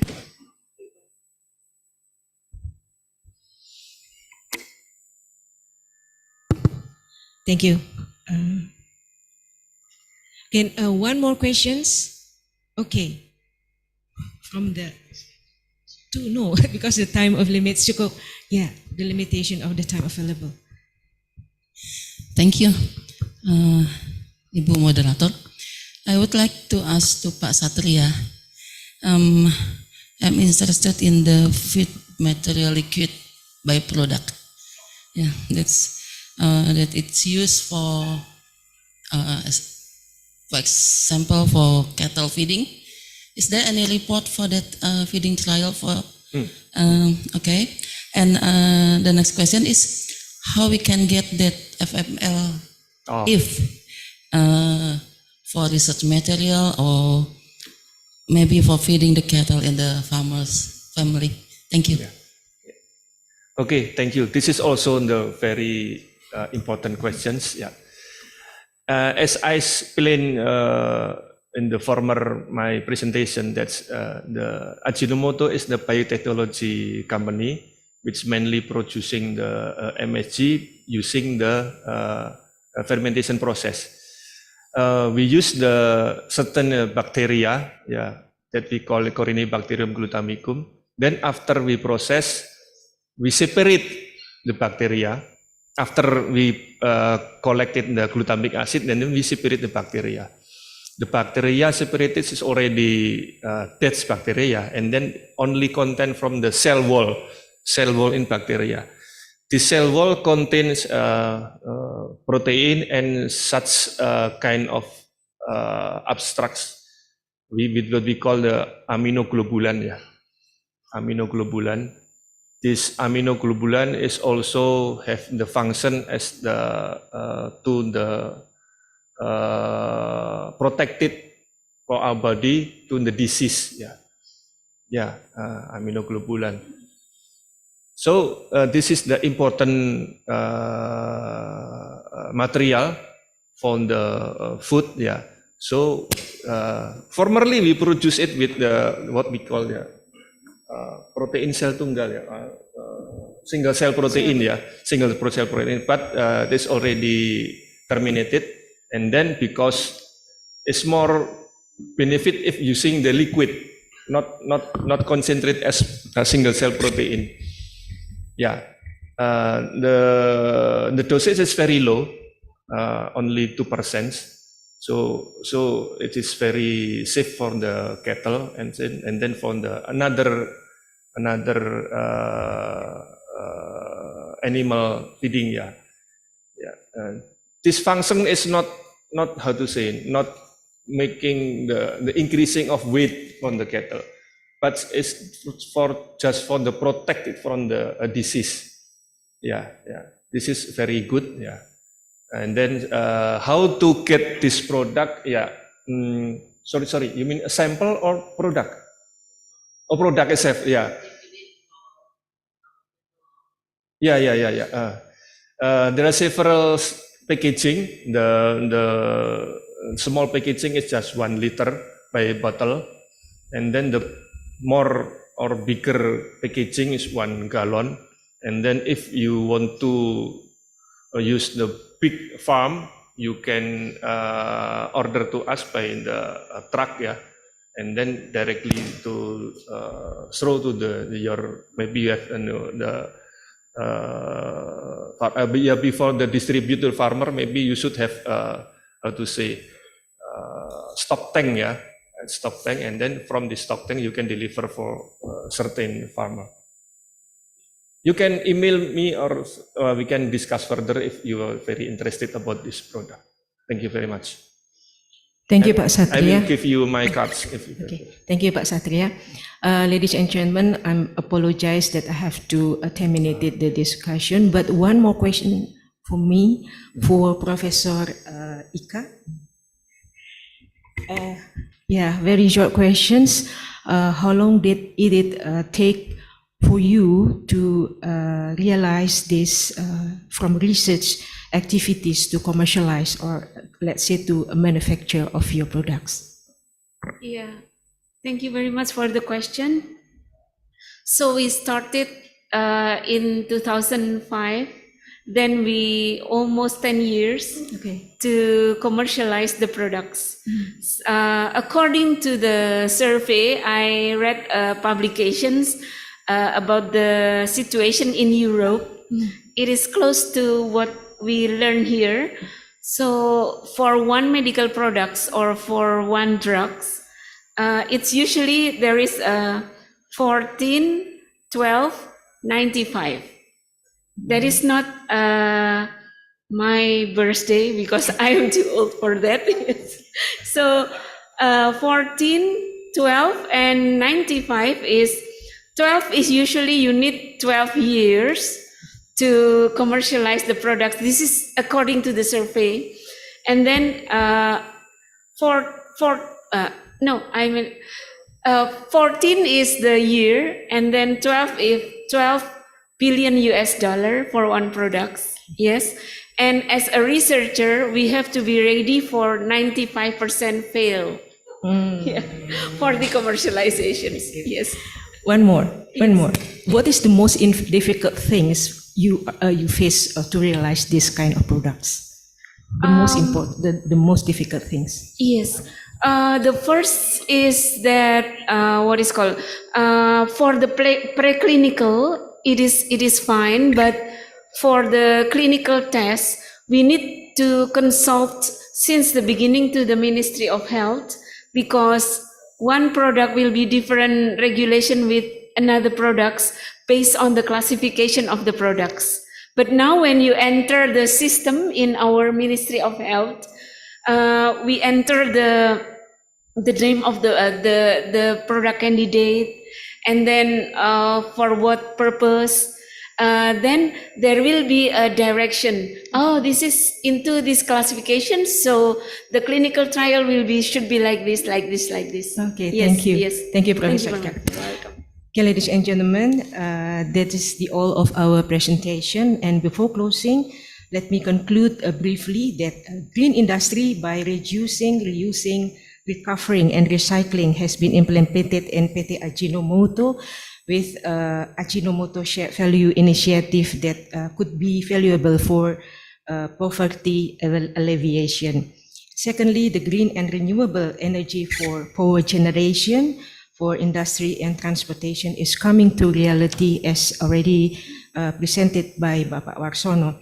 The third one is biomedical scaffold manufacture, as produced by Professor Ika, is actually marketable, and more important is compatible with the commercial products.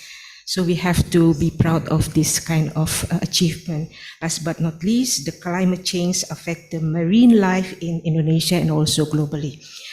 Well, that's all the presentation of our speaker in the session. So before closing, I also would like to appreciate to all of our speaker, and please put our hand all together to appreciate this guest.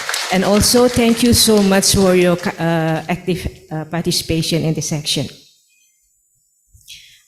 Thank you, Professor Mirta, for moderating this engaging session. We will have some merchandise for our invited speakers, and the moderator, please remain in the front.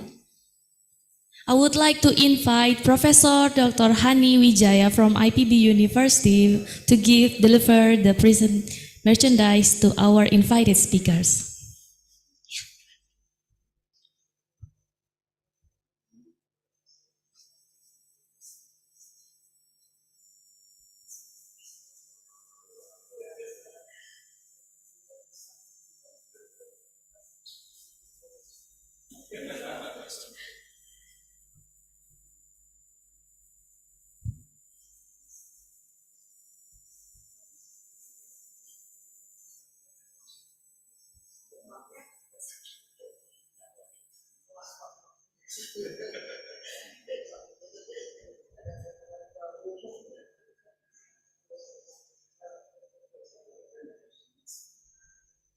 Maybe Dr. Luki Subihi, can you please come forward to representing Mr.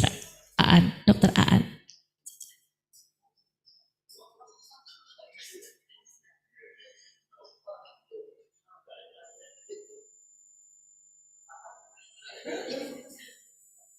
Let's have a photo session first together.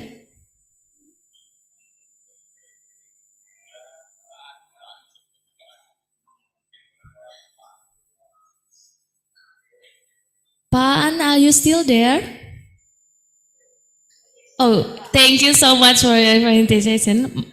Can we take one more photo session with Mr. Aan?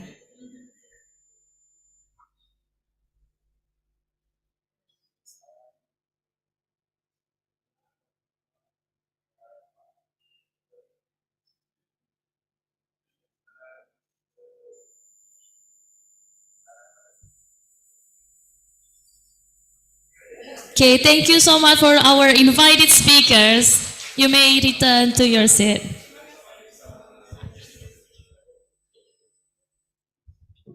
Okay, ladies and gentlemen, on the 5th December of 2023, Professor Dr. Wahyu Dwianto has passed away, and we are privileged now to have Professor Subiakto as his colleague, who will give the obituary, short video activity, and the memories to family of a Professor Dr. Wahyu Dwianto.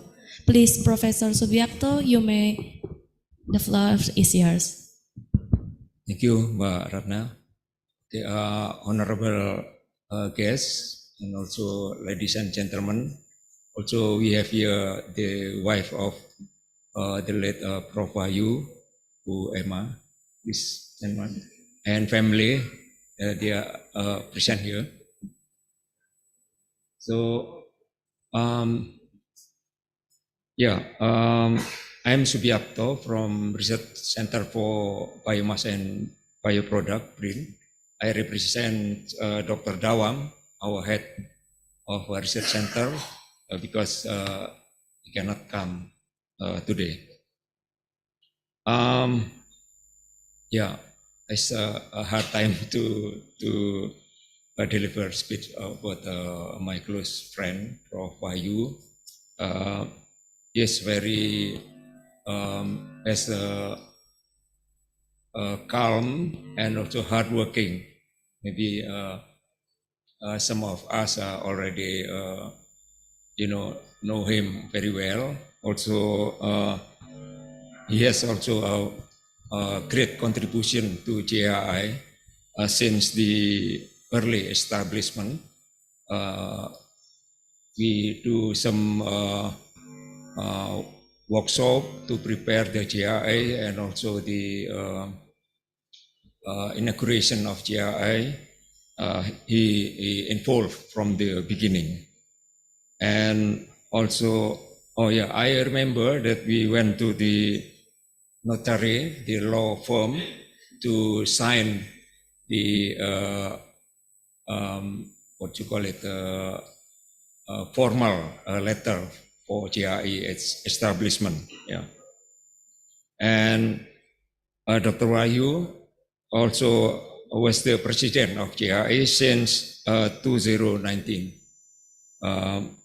I think under his guidance, JAAI have many activities. Also, the member of JAAI also increases during his period. Actually, as a president of JAAI, it took 2 periods, yeah, 2019 until 2025 actually. And also under his guidance, I think he also have a very close collaboration with JSPS Bangkok, Prof. Otani. I think you know well, even you did not met physically. Yeah. Besides the JAAI, I think Prof. Wahyu also has a great contribution to the development of wood science, especially in Indonesia. Also, he supervised many young researchers, also the students. Some of his students, I think, here now. Yeah, in this occasion, I think we really facing a great loss of Prof. Wahyu, and we sincerely convey our condolence to his family. Okay, let us see many of his activities with this video. Thank you very much. Thank you so much, Professor Subiakto. You may return to your seat. Ladies and gentlemen, we will watch together now short video memories of Professor Dr. Wahyu Duyanto.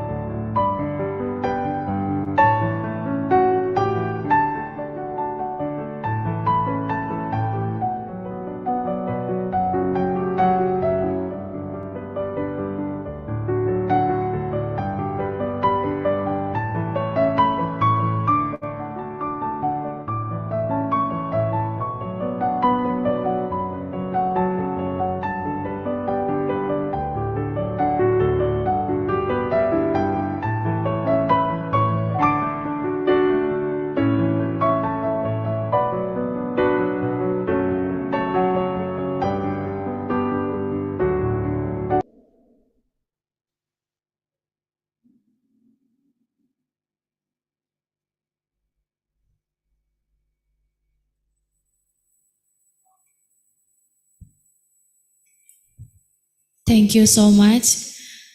We are here. Professor Wahyu is one of our senior colleagues. He is very inspiring, great researcher, and he's hardworking. Is motivating us, the young researcher, all the colleagues we already know. Now, I would like to invite Professor Yoshio Otani to come to forward because JSPS has prepared memorial token for Professor Wahyu to be presented to his beloved family.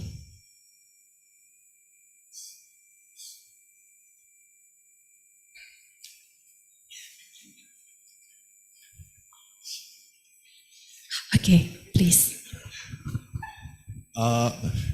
We have a message from President of JSPS just after he passed away, and my colleague, Deputy Director Oikawa-san, will read the message from President of JSPS.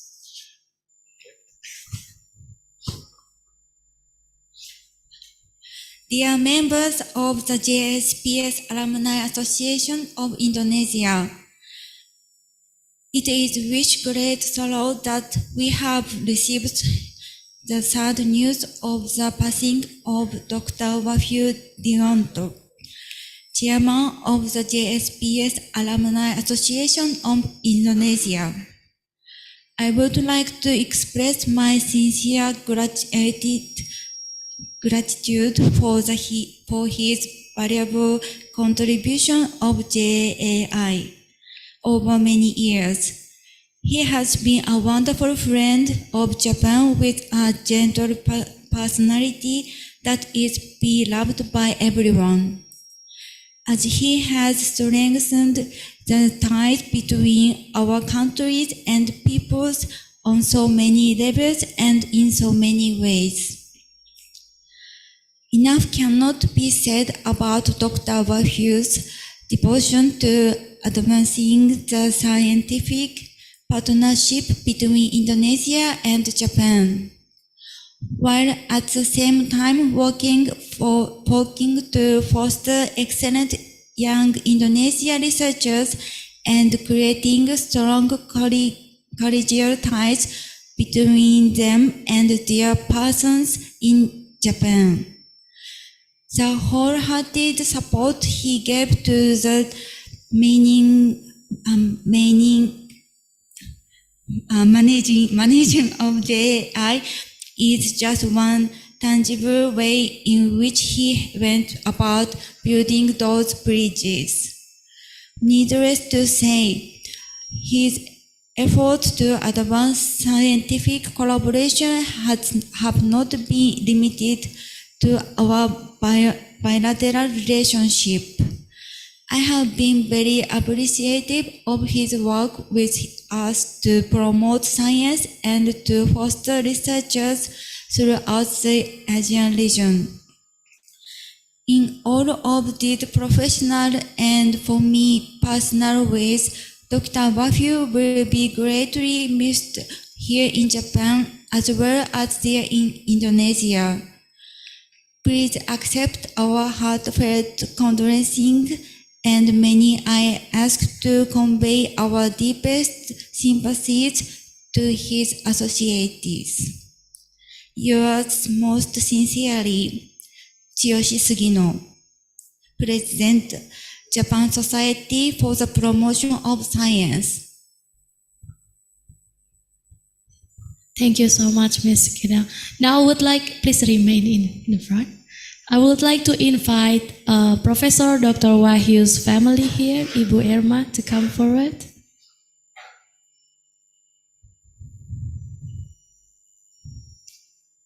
Prof. Yoshio Otani will deliver the memorial token to his beloved wife.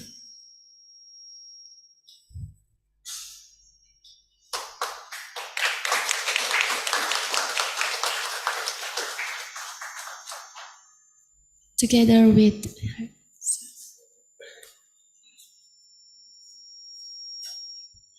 We may have a photo together first.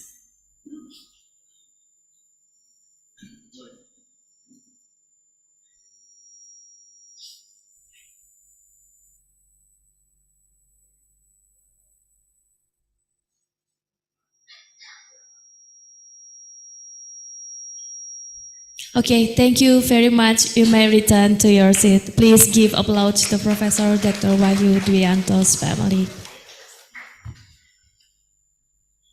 Ladies and gentlemen, we have come to the end and we will begin our closing ceremony. Now I would like to invite our chairman, Professor Dr. Puspita Lisdianti, for this symposium for your closing remark. Please, Professor Lisdianti.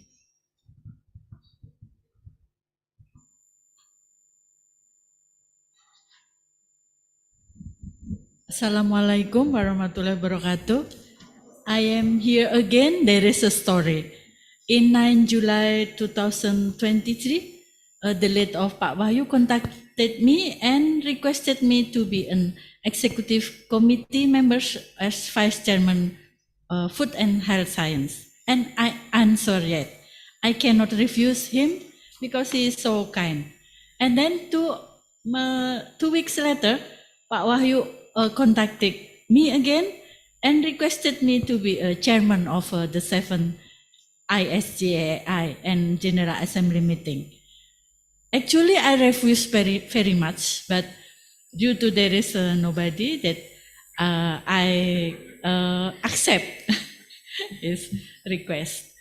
Yeah, that's the story. Yeah, first and foremost, I extend my heartfelt thanks to participants, guests, and speakers who graced this event. Your present and insightful contribution made this event success.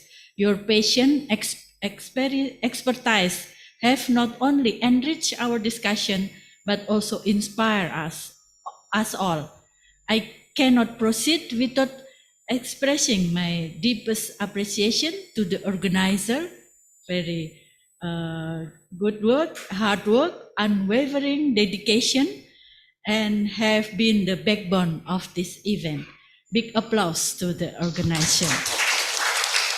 I close this event. Thank you very much. Wassalamualaikum warahmatullahi wabarakatuh. Thank you so much, Professor Puspita Lisdianti, for your closing remark of the General Assembly and the 7th International Symposium of JSPS Alumni Association of Indonesia. With this, I would like to bid farewell to all of you. Thanks for having me as a Master of Ceremony today for this symposium.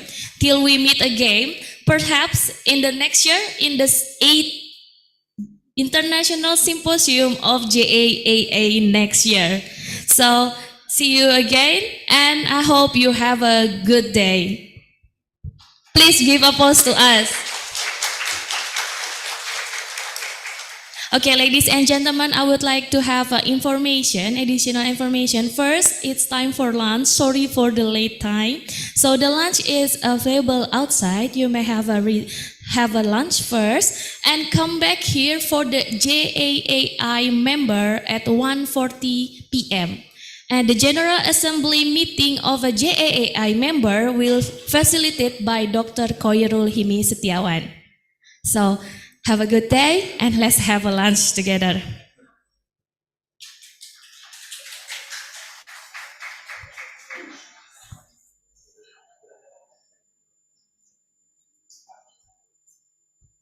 Bapak Ibu yang nanti termasuk ke dalam JAAI member, mohon nanti kembali lagi pukul 1.40 PM untuk mengikuti rapat organisasi.